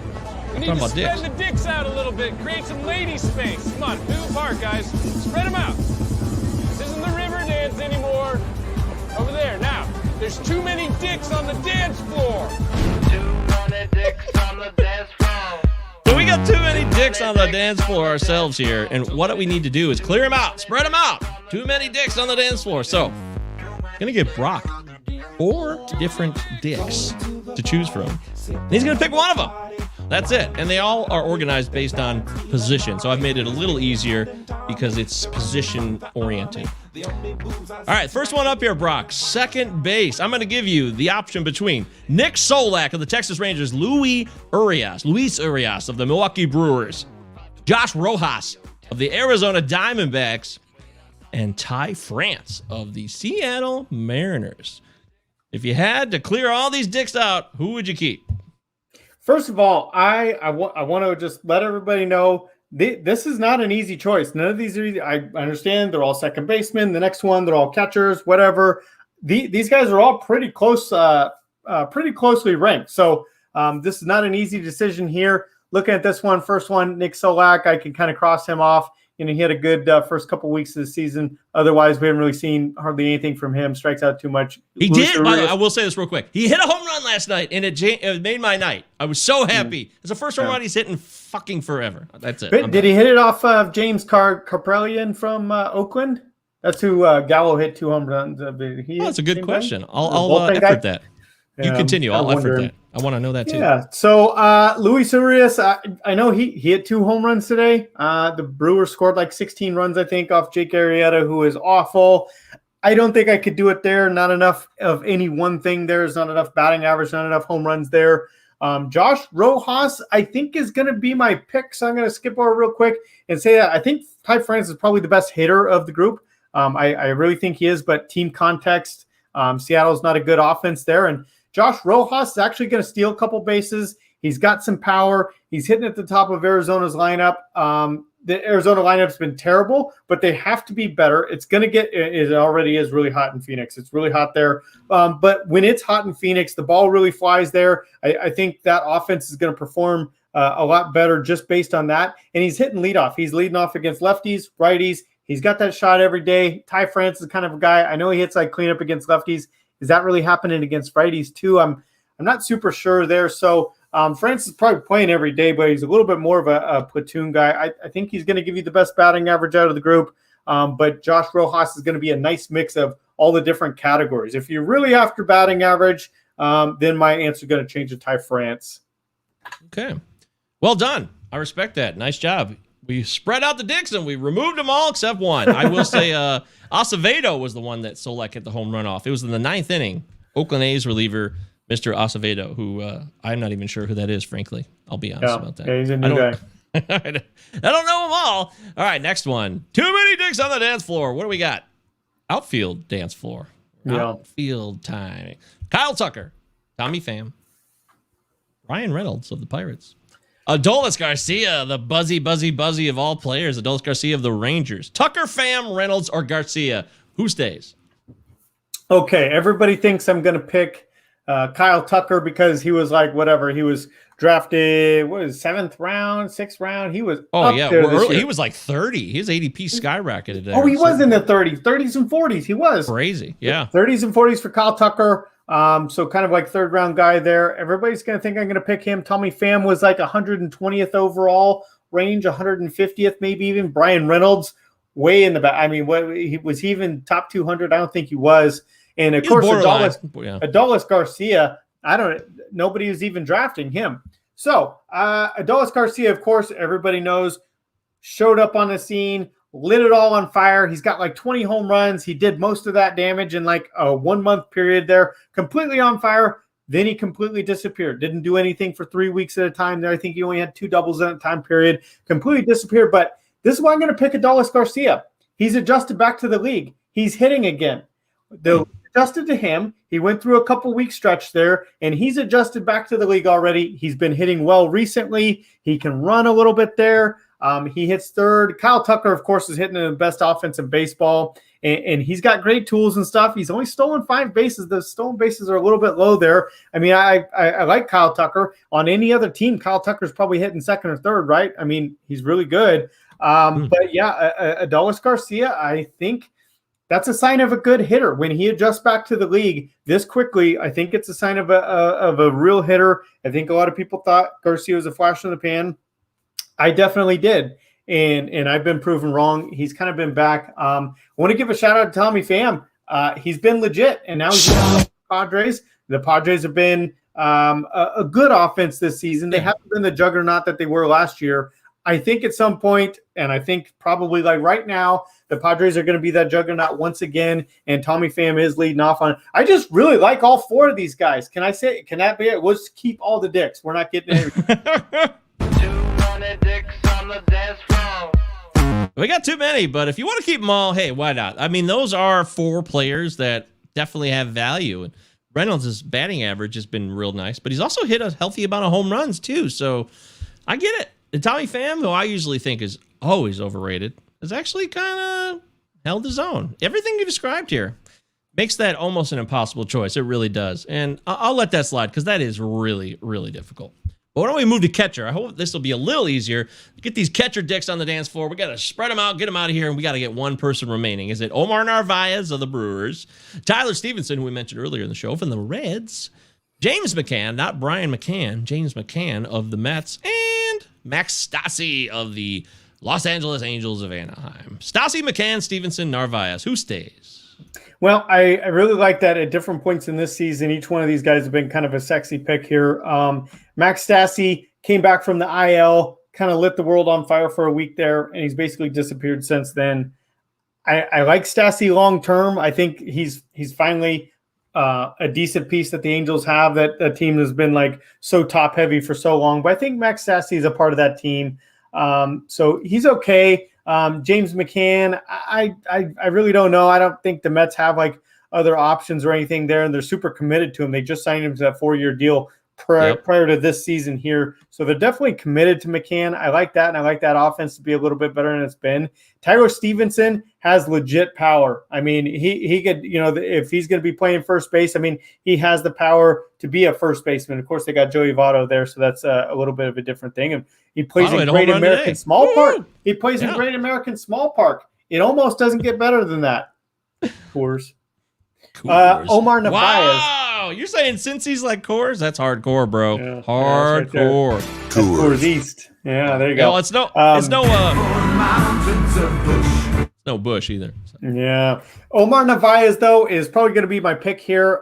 If you take out last year's bozo season, as you like to call it, the guy is just like, he's like an 19% strikeout guy. He's probably actually going to hit like 270 and 280.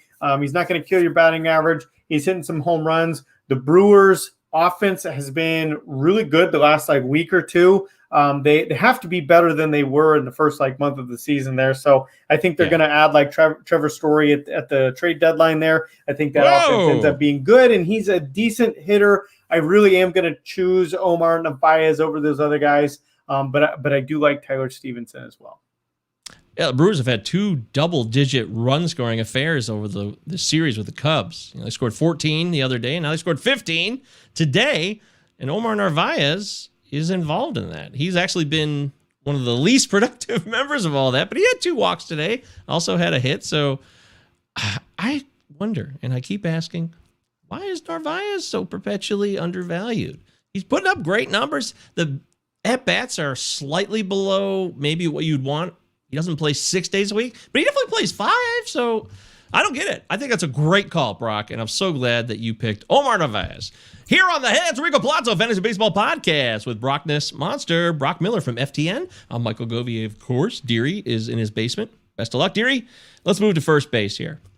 Nate Lowe of the Texas Rangers, who started stealing bases like a fiend early on in the season, slowed that down a bit. Jesus Aguilar of the Marlins, Anthony Rizzo, ow, my back hurts, or Ryan Mountcastle of the Baltimore Orioles. Mountcastle, Aguilar, Rizzo, or Lowe. Not Lau, by the way, Lowe. Yeah, right, because, you got Lau in Tampa Bay. At least he's been traded over to Texas now, and we can make that distinction about them. On this one, I really like Ryan Mountcastle, who has some of the best quality of contact of any hitter in baseball over like the last 3 or 4 weeks or so. He's been crushing it there. I really like Mountcastle. I mean, that's a great ballpark for offense and stuff like that. I think those offense in the second half is going to be kind of sneaky good there. So the team context isn't nearly as bad as I think initially you'd think it is. It's probably going to be hitting, fourth or fifth for a pretty decent offense. I like him, but Nate Lowe, it's kind of the reason why that I drafted Hunter Dozier in so many spots preseason. If I can squeeze out a couple steals out of a corner guy, that's super valuable. And steals have been pretty hard to come by this season. I think there's a couple guys have been soaking up all the steals. You've got the top steals of very top heavy category. So if you can squeeze out an extra couple steals out of a corner infielder, I think that makes Nate Lowe pretty appealing. It's going to be a little bit team dependent. I think overall Mountcastle's pretty easy answer as the best hitter of the bunch there. But if you need those steals, I couldn't blame anyone for picking Nate Lowe. Okay, well, that's a different one. I don't know if I agree with you there. Two optional dicks. Two optional. I love Mountcastle, though. He had a 3-homer game over the last 2 weeks, and he's taken off with the power. He was sucking so bad for about 6 weeks, but he's figured it out. Starting pitching time. Chris Bassett. Taijuan Walker of the Mets. Tyler Mahle of Great American Small Park fame, or Luis Garcia of the Houston Cheating Astros. Bassett, Walker, Mahle, or Luis Garcia. Which dick stays? Speaking of that Orioles offense being sneaky good, they were smashing it on Luis Garcia the first inning of that start tonight with the Astros. So I don't know how that turned out for him. I don't know how that turned out for the DFS field. Yeah, I think they were of all teams. I mean, Luis Garcia have been so good this year. Legitimately good. Yeah. Not god awful though. Not god awful. Fortunately, he gave up. He only went 4 innings, but he gave up 4 earned. It could have been worse, but that's not great. Not great. 3 of them were in the first inning, so he recovered kind of nicely there. So I think Luis Garcia has sneaky been awesome this year, but he's thrown 100 innings in his in a season once in his entire life, and he's already at 85 pitches, I believe, this season, somewhere in that range. I mean, I think he's probably a handful of starts. He's probably a month and a half away from being at a limit there. So that definitely limits things when you're going to put him up against 3 guys that are definitely, unless there's an injury, they're going to get to pitch the rest of the season. They're not going to cut it. Tyler Mahle could get cut off, and I don't know. I don't think they will. But Taijuan Walker, no leash there. Chris Bassett has been one of the better pitchers in baseball. I haven't looked at the numbers in the last 2 weeks, but as of 2 weeks ago, Chris Bassett was third in the American League in strikeouts. Third. Amazing. Can you believe that? I mean, he's done it with a little bit of volume. It's not like he's out there with a 35% strikeout rate like some of those other big strikeout guys are or whatever. But he throws a lot of innings though, and they're quality innings. He's been secret good. Me and Alex from Fangraphs, one of my Twitter homies there, and Yancey also, of course. That's been the 3 of us have been the Bassett fan group or whatever. So I've been on Bassett for a long time, and I'm going to stick with him here because I think he's just a really safe bet to have a really good rest of the season. By the way, the Braves scored 20 runs tonight. That's a special night right there in DFS, huh? 20 against the Mets. Yeah. It was against lefty Peterson. Against David Peterson was a start. So glad there. I dropped him. Oof. I mean, Acuna was a good play. I think he only had 1 home run though. Only went 1 for 5. Somebody went apeshit. I'll have to check the box score, but that's a ton of runs. I guess it was Albies. Ozzy Albies probably. I bet Freeman went nuts too, but that's a huge night in DFS, right? If a team scores 20 runs, that's if you stack the Braves, you're probably going to win. And if you didn't stack the Braves, no money. You're right. Ozzy Albies had 7 RBIs. Well done. 7. Fuck. That's very, very, very good. He also went 5 for 6, scored 4 runs. So he had a hell of a day. Oh, so 45 fantasy points. Okay. No big deal. Yeah, ain't no big deal. Just another day for Mr. Albies. God, that's fantastic. I'm just thinking of my Glarf team right now. Are you in the regional No, but I did in preseason. I had mentioned with Jeff Erickson. I can't remember who else I was talking to. We need a Southern California one. I think we can call it SCARF, Southern California area whatever the rest of that. Yeah, SoCal Roto League, whatever it is. Yeah, I absolutely. think we should be able to make that happen at some point. I don't know. I'm not sure who's going to spearhead that effort, but yeah, not M1 at this moment. All regions of the country need to be represented. For those of you that don't know, the original one was BARF, the Bay Area Roto League, with Eno, Eno and Justin Mason, Maddie, and all the bunch of guys, super dudes. Then we expanded. The guys in the Northeast started doing it, and then in like the non-Northeast, like the New York, like Mid-Atlantic, is it? I don't even fucking know. It's fascinating, and we are GLARF, the Great Lakes Area Roto Fantasy League this year. So there's at least 4. There's also one in the Northwest, I believe. So we have 4 regional leagues, and as of this week, overall, I was number 1. So I was feeling pretty good about that. And I also have Elsie Elbies and Luis Urias on my team. So it looks like it's going to be a good day for me. So, yay! Sometimes baseball's fun. That's all I'm saying. All right, last one here. Final dick. We got to clear these dicks out. Every dick must go. All right. James Karinchak. Emmanuel Clase. Will Smith of the Braves or Taylor Rogers of the Twins. So one of these relief pitchers got to go. Rogers of the Twins, Will Smith of the Braves, Clase or Karinchak, both of Cleveland. Yeah, so if I got to pick one of these dicks, I'm definitely going with Rogers, and I'm going to skip over all the stats. I'm not going to cite any of the stats here. I'm picking Rogers because take a look around that Twins bullpen. Who's he up against? Colomé sucks. Hansel Robles, he's terrible. He gives up home runs, walks. I mean, just not a lot of competition there. I think Rogers should probably be the closer for the Twins there. And, they've been a horrible team. They're sellers at the deadline. I think, they expected to maybe compete for that division. That's definitely not worked out for them there. So they've got to win a few more games in the second half than they did the first game. So that'll help there. Karinchak and Clase are both decent options, and they're in the same bullpen. So that kind of hurts them. I mean, that's good for the Indians that you got 2 nasty arms back there. And, okay, I lied about the stats. Both those guys strike out like that, 35% of guys. They're huge strikeout guys. Karinchak, tons of walks, of course. And, Will Smith is another guy that's a part of a relatively talented bullpen. Not as good at, he's not up against a Karinchak or a Clase for opportunities there. Will Smith is a good pitcher in his own right there, but there are some other good options in back of the Atlanta bullpen. So a little bit of risk there. I think if we've learned anything this season is that nobody's just going to be the guy. And if you're in a bullpen and there's other talented arms there, you're going to mix around a lot of saves there. I think if anybody has any kind of a chance at running away with the job, it'd be Rogers, just because that rest of that bullpen's so bad. Yeah, I've stuck with Rogers all year. I still think he's the best pitcher back there. I'm not going to change my mind on that. I think you're a wise man, Brock. And that closes out Too Many Dicks. We had too many dicks on the dance floor. We did the best we could to spread it out, get it down to one. Somebody's going to be the best dick of them all. One that we can ride all the way to a championship victory in September. So that's that final segment, and then we're done with Brock Ness Monster here live. Me, MJ Govier, and Brock are going to talk about this fascinating article. Now, I call this one "The Gunk Is Gone," and I actually had a song I wanted to do, but I just ran out of time. Sometimes, Brock, there's just not enough time in the day. It happens. The songs are so good, though. The songs are so good. I mean, I don't have to tell that to anybody here or whatever. Everybody knows, of course, but it does need to be underlined. It's a great part of the show, always. Thanks, brother. Yeah, they're fun to do. And I actually have a really great idea for this one. Hopefully I can get it done tomorrow or this weekend. I'm excited about it. But anyways, the gunk is gone. So we've had inspections basically since June 21st is when they said, we're going to start inspecting you nonstop.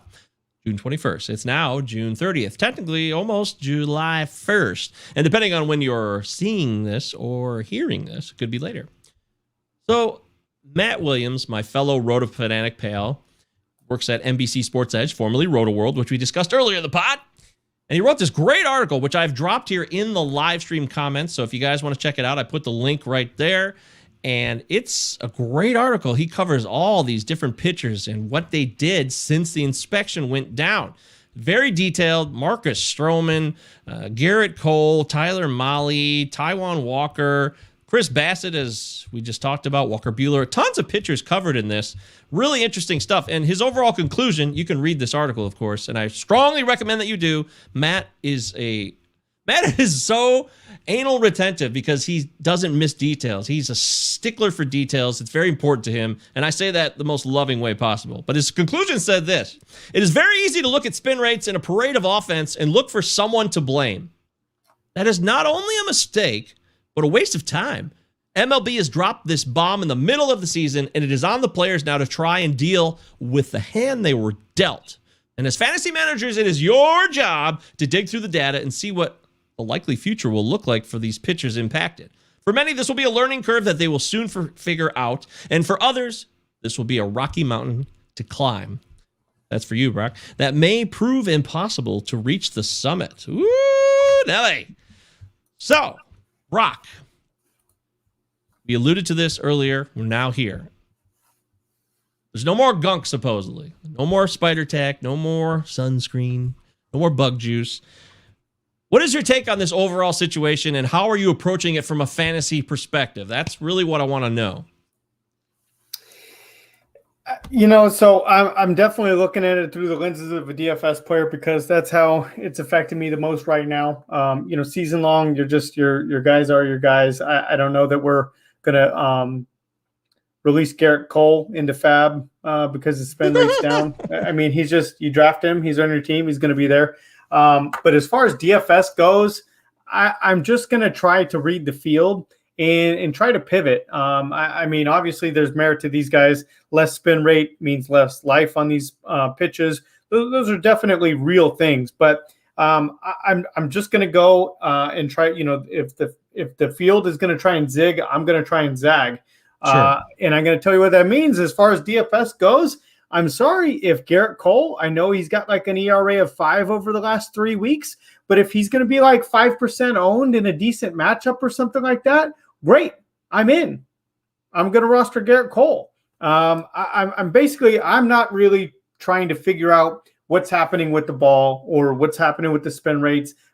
I don't know. I don't know the answers to those questions. I don't know how it's going to work. But I am going to try to, profit off of everybody else thinking that they do know what's going to happen with it. So far, as far as like my daily research is gone, I have been leaning a little bit more on. I have been, I said more on. I have been leaning a little bit more, pulling up, looking at the Baseball Savant page. I pull up, I look at the SCHWARBER over the last few weeks, and that's kind of how I'm looking at like quality of contact. And if some of those guys, if they've absolutely dropped through the floor on those numbers, but like the results over the last couple of weeks don't kind of reflect that, then that looks like a scenario, something that I can kind of take advantage of there. So I am monitoring a couple other things a little bit more than I had been earlier on in the season there. But for the most part, it's just a probability thing here. If that's going to change the odds on Garrett Cole a little bit, but the ownership rates in the tournaments is going to reflect him losing his right arm, great. We could take advantage of that. Well, fair enough. I respect that. It's a challenge.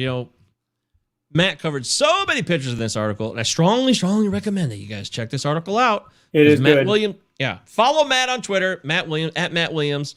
It's Matt with 2 7s. Matt Williams. God, I should know this by heart by now, but you can find him on Twitter, and he's also verified. So I can't believe Matt's verified now. He's really moved up in the world. When you work for NBC, man, shit changes. You know what I mean? I suppose so. That's a great response. I suppose so. Yeah, at Matt Williams, WI77IAMS. That's the key right there. It's a great article. Tyler Molly was covered, and he talks about each start, the first start and the second start since the inspection began. Guys like J.A. Happ, guys like Sandy Alcantara, who I'm a big fan of. Sandy Alcantara on Tuesday, June 22nd, he pitched an 8-inning, 5-hit gem against the Cardinals. It was a great outing. Was that the Cardinals outing or was... Oh, shit. No, he did... Alcantara's been so damn good that he had an 8 1/3 innings pitch Cardinals outing before this outing that he pitched on Tuesday, June 22nd. So I love him, but he stopped using his sinker as much, which is surprising because I thought he would use it more. But I feel like a guy like that, because we had Tony from Open Bar on the show, Open Bar Podcast. Great dude. Tony's such a great mensch of a human being. And Brock, he said that guys like Alcantara, these ground ball pitchers, would benefit from this substance being removed from the game because they would rely more on the ground ball ability. Do you find any value in something like that?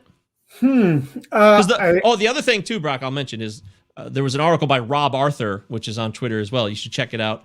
That said the ball would fly farther now without the substances on it. And he did a bunch of data to support this as well. So if you have the ball flying farther out, home runs could increase on normal fly balls, becoming home runs, etc. Ground ball pitchers could really be the pitchers to focus on going forward. That's what I want to kind of frame it in that way.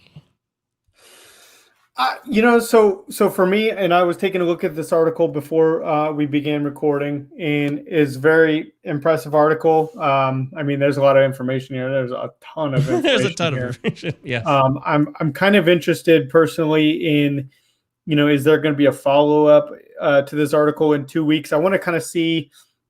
I think these guys. I think four seam fastball usage can vary. By the amounts that it's varying for a lot of these pitchers, or the slider usage. I think you can kind of see that based on the matchups. I'd like to think that these pitchers are taking a look at their matchups for that day, and maybe they're kind of calibrating their pitch usage that day for that offense. There's definitely some teams that you want to kind of stay away from your fastball if you're facing those teams, and there's definitely teams that you can go a little bit heavier with the fastball. So I'm really interested to see if there's a follow-up for this article, and see if these numbers are going to bear out over the course of maybe 4 starts as opposed to 2 starts. I mean, that was my biggest takeaway. I'm really interested to see it. Okay, that's really good stuff.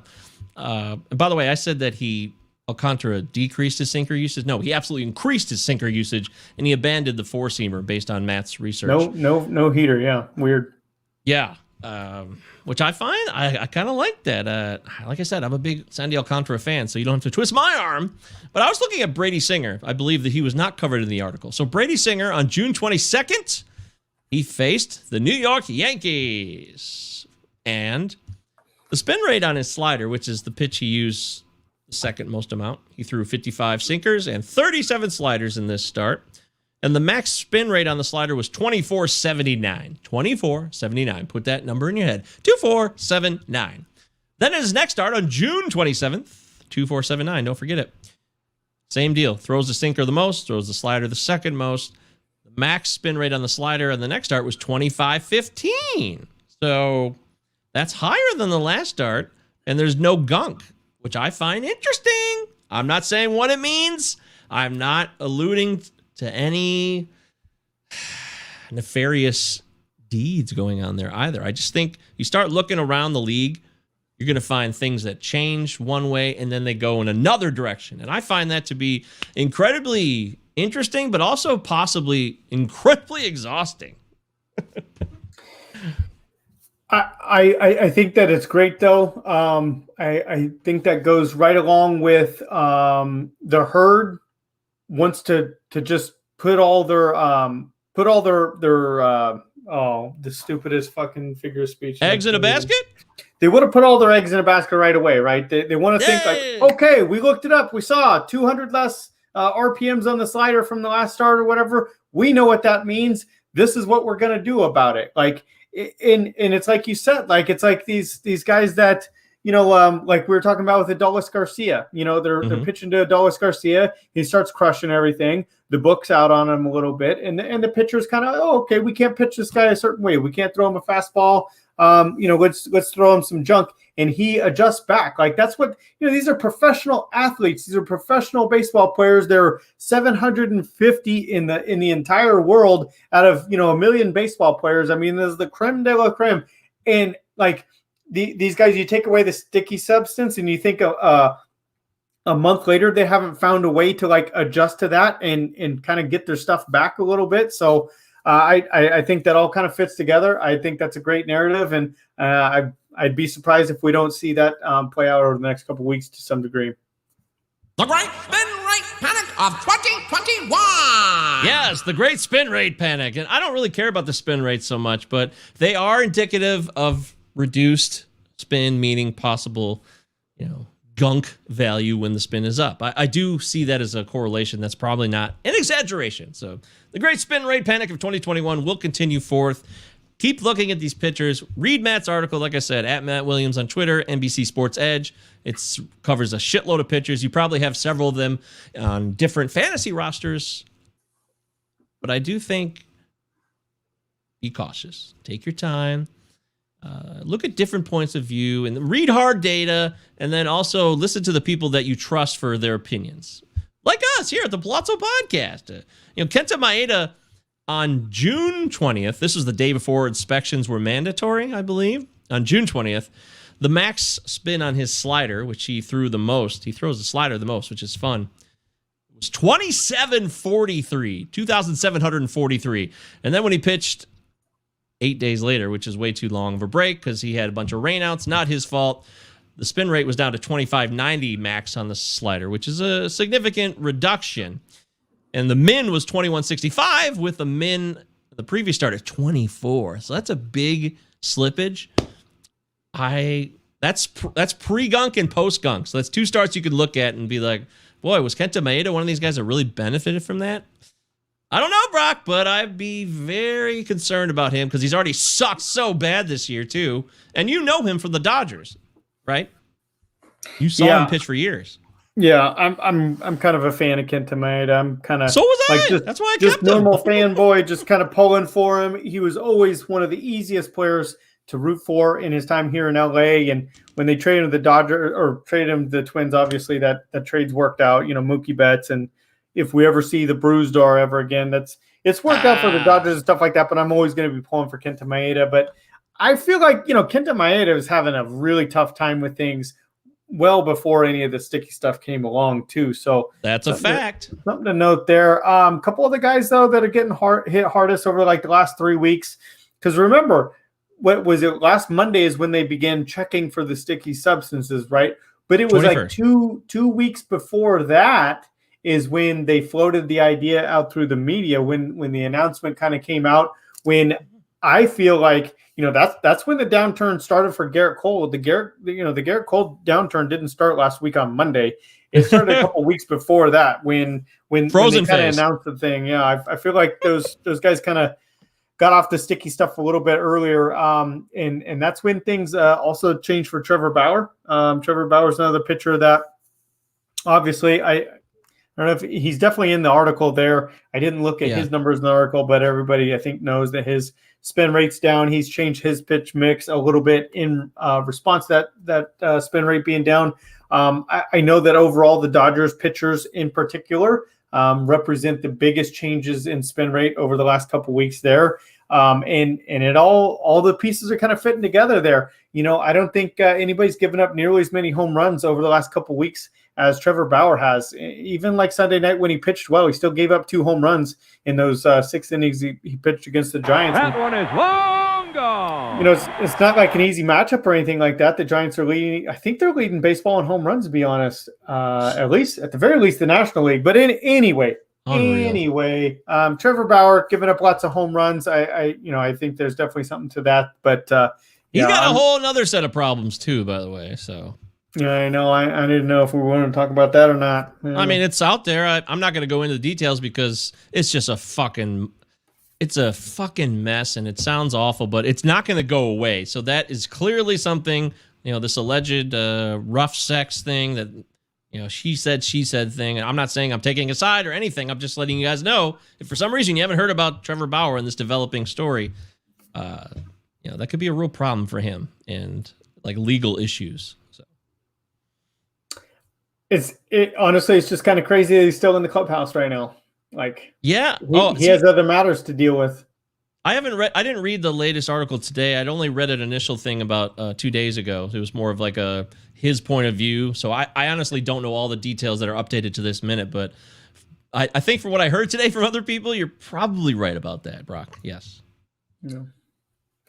So Anyways, yeah, Bauer, who the fuck knows what happens with him? But the point being overall is, yeah, all these Dodger spin rates were changing, and that's curious. That's very interesting. Even Julio Urias, his spin rate's down quite a bit. He's been struggling a little bit there, and he's given up some home runs. Still struck out, 12 guys, though, in that start recently? Which is 12 amazing. 12 strikeouts on Saturday, 12 strikeouts, but also consider it was against the Cubs that at that point in time had a 36% strikeout rate in the 7 days leading up. I think projecting a lot of strikeouts for the Cubs that weekend, no matter who, because even Clayton Kershaw, 13 strikeouts against Kershaw. A lot of things were kind of, crossing paths at the same time there. So Urias gave up a couple home runs there. I think he only ended up giving up the 3 runs. So it didn't look too bad there, but definitely downgrade. I feel like we can downgrade the Dodgers pitchers a little bit there. Yes, I think that's a fair assessment, my friend. By the way, you were right about the Giants, but they are tied technically with the Toronto Blue Jays. 116 home runs for each of those teams. Who saw that? Toronto leading in home runs. Okay, yeah, I'll buy that. The Giants. What?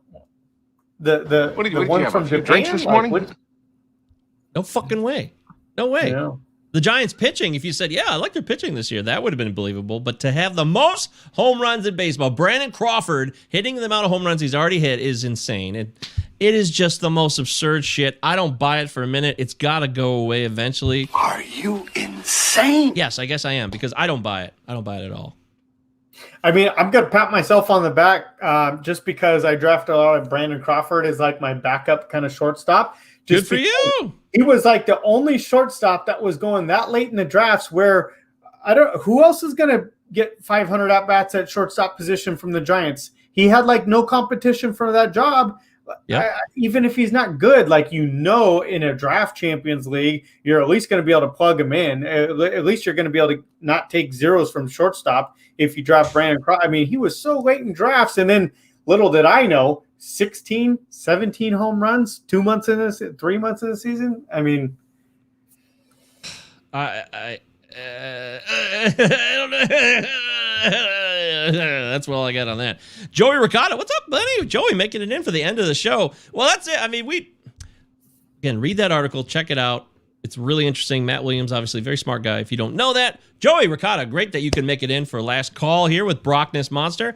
Brian K. Rodgman says Bobby Bradley of Cleveland. 2 Bobs tonight. That's double dong for Bobby Bradley. Wow, that's 8 total. Maybe some helium. Yeah, he's offense is going to pick up too. That's one thing I'm really confident about. All this pitching stuff there's some mysteries to reveal by sifting through the wreckage, but the offense is going to be big the rest of the season. They did this, with the intent of knowing that, hey, we want to bump the offense up. The batting average is still in the shitter as far as I know, but I think that'll go up slightly. The home runs will be flying. Kyle Schwarber is already leading this charge. I think this is something that will play out consistently through the rest of the year. Tell me about Kyle Schwarber, though, real quick. Let's talk this through. This is a guy. Is this a guy that is a guy that feasted on fastballs in years past, and now the sticky stuff is gone, and the pitches aren't moving nearly as much, and it's playing up for Kyle Schwarber. His hot streak directly coincided with them announcing that they're going to start checking for sticky substances. Is this just a benefit for hitters like him? That's the big question here. I think there probably some truth to what you just broke down there, but I think there's a lot of hitters like him. That's the thing. Yeah. Is he that unusual? Does he stand out in a unique way in terms of his plate discipline, how the pitches he looks at, the type of pitches he likes to hit? I don't think that he really is. I think he's a pretty typical player or hitter at the very least, as a hitter only. Yeah, well, I think all good hitters have one thing in common. That's they can all hit a fastball. So I think you're right there. Right. So maybe I have to look more at Schwarber's. Is he laying off more breaking stuff? Is he crushing breaking stuff? I have to look into it further to verify that, because I would be curious to know what kind of pitches are the ones that he's taking advantage of right now. And all of that information is available. You can use the Data Monster as well to check this out, because we have great plate discipline stuff that we showed earlier in the show. And you can also use StatCast to mix all that in. But I will be looking into that, because I think that's a really great question. Maybe you're really bringing up a clairvoyant point of view here, Brock, that Kyle Schwarber is the key, or he's the symbol. He's the representative of this offensive fiesta that's going to continue for the rest of the season. Is he the typical type of hitter? That's what we need to know. I think that's the $64,000 question, if you will. I mean, he's going to go into free agency next year, and I think he's going to be hoping that he can go there and say sticky substances are gone for good. Here I am. I think that's like a bargaining point there for Kyle Schwarber, maybe. Super random. I watched the telecast earlier today. It was on my second monitor at work, and Kyle Schwarber has a .647 batting average when the count is 0-1. So if you're pitching to Kyle Schwarber, don't throw a first pitch strike. Wow. Super random. I mean, yeah. No, that's fantastic. That's the kind of stuff I want to hear. 647 Brian says this year. Right. This year. Not in the 3 weeks that he's been hitting like hell. In 2021, a .647 batting average and 0-1 counts. I wonder what is it then the gunk just made it legitimate? Because if he was already doing that. I think that just underlies how much random noise can happen in a 2.5 month 2.5 months, an 0-1 count. Well, I mean, I guess that's kind of a lot. It's a lot of 0-1 counts. I mean, very few. However many at bats he's at, like cut in half, basically. Half of them go 1-0, half of them go 0-1, essentially, right? So yeah, I don't know. Maybe it is a decent sample size that he's got a .650 batting average. I don't know.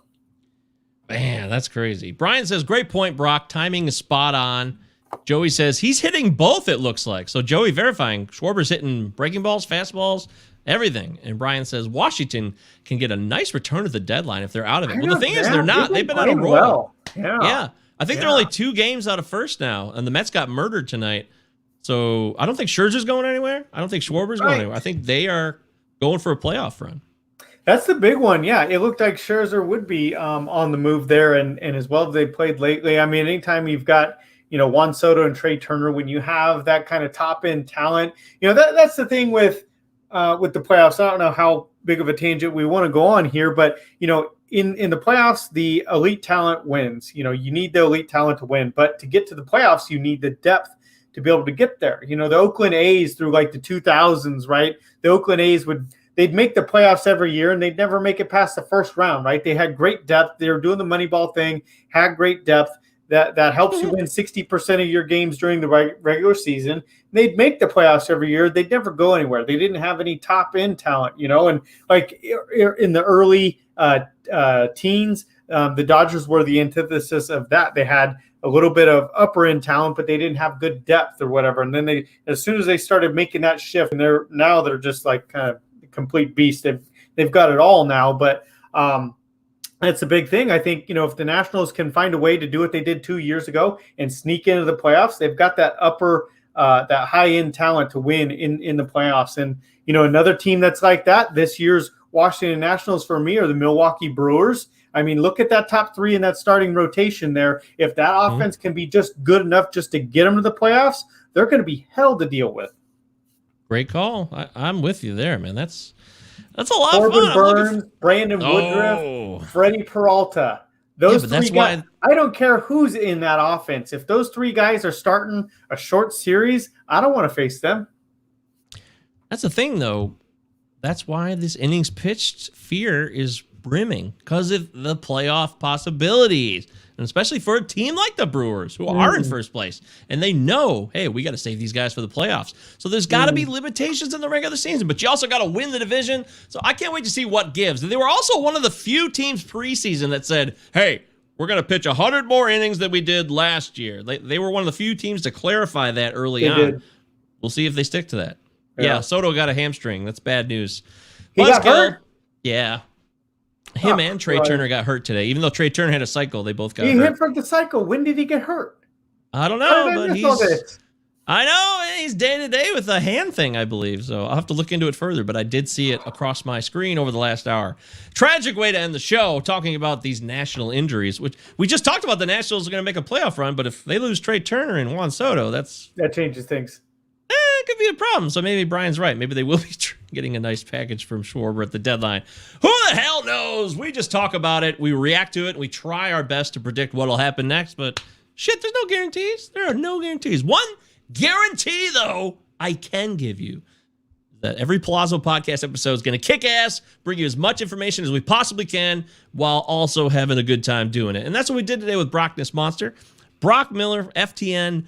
We're closing it out. What do you want to say? What's the farewell line from you? What should people know about you? We know that they should be tweeting at you for musical information, for musical leads. We learned that. Yeah, definitely that. The thought that I want to leave this with is I just want to thank you for having me on here. Like I said, been watching this podcast for a long time. Always really wanted to be on the thing. Super pumped when you reached out to do so. Broc was right about the whole season on Schwarbs, 305 fastball, junkie on everything else. Oh, yeah, interesting. Yeah, I don't know. He's getting more fastballs. They're flattening out their other stuff and throwing more fastballs. It's going to benefit Schwarber. It's good stuff. But yeah, again, thanks for having me on. Catch them all my stuff on FTN and underline, underscored, explanation point. Hit me up for musical. You know what I'm going to do? This weekend, maybe on Friday. I think I'm just going to start. I'm going to make a music thread. I'm just going to make a thread of random music videos. It's going to be like a death metal song, and it's going to be like a country song, and it's going to be a pop song. There's going to be all these songs. It's going to be completely random, but they're all going to be like their own like funky like version, their own like word. It just It's Friday. Yeah. Hell yeah, dude. Me and a couple of the guys from Motor City Bengals, which is a Detroit Tigers website, that they're great guys, Roger Castillo and Chris Brown and John Verberg. We have this endless threads of someone will post a song and they'll tag like the same four of us every time they post it. We all react to it, we check it out, we share it. It's a great way. Twitter can really be useful for sharing music. There's no doubt about it. Yeah. And I think it's a great idea. Joey also says, but 4 home runs for Schwarber versus breaking and 3 versus off speed. So that's 7 versus non-fastballs. Not terrible. Yeah, leading up to the unreal tear that he's been on. We know that. No doubt about it. Brian says, thanks, fellas. And he also says, Black Bear mentioned earlier. Good stuff. Hey, you know what? Everybody gets to have a guilty pleasure, and Black Bear's my guilty pleasure. I love it. It's terrible, and I love it. I'm going to check it out. I still don't know what it is. So I'm looking forward to diving into. I don't know everything. That's why I love doing this. People assume sometimes that they've mastered the world. Hey, I figured out most there is to know about life. I'm just going to chill out on my own time. No way. There's so much to know. And we could do it every day. We could do the show 7 days a week, 24 hours a day. We still wouldn't know everything we want to know about this universe and this world, this plane of existence we're on. It's great. I love it. Chris Deary, I wish you well. I hope the basement's getting better, man. That sucks, but we're always there for you. Joey says, great show from what I caught. Laugh out loud as always. Yeah, Joey, you came in on the tail end. It's better than nothing. And like I said, you can watch this whole show on our YouTube channel. If you have not subbed our YouTube channel, please sub it. Click the dingy button and like our stuff. YouTube likes it. It's easy. Yeah. Just take a second to do it. YouTube likes it. It's not for me. It's just to please YouTube. If we want to grow, we have to please YouTube. It's annoying, but it's how things go. And make sure you follow Broc at Broc This Monster. Follow Broc. Not only musical recommendations, talk DFS with him too. He's got a lot of great analysis to share with all of you. And I'm at MJ Govier, of course, Palazzo Podcast at protonmail.com, Palazzo Podcast on Twitter. 2 L's. Utah. Give me 2. 2 Z's. I think that about covers it, Broc. What do you say? I think it does. That was a lot of fun. That was as much fun as I was expecting. I was expecting to be a great time. Here we are. Couldn't have said it better myself, folks. Always a pleasure. We love all you guys. Thanks for the live stream comments. We'll catch you guys Sunday. It is 4th of July, but I think I'm going to try to be doing the Sunday Fab show. I mean, we still got Fab, and we got moves to make for a coming week. Fantasy baseball doesn't sleep, even though it's the holiday weekend. So stay tuned on that. I'll verify that. You can stay tuned to the Twitter page, Palazzo Podcast. All righty. For Broc This Monster and Michael Govier,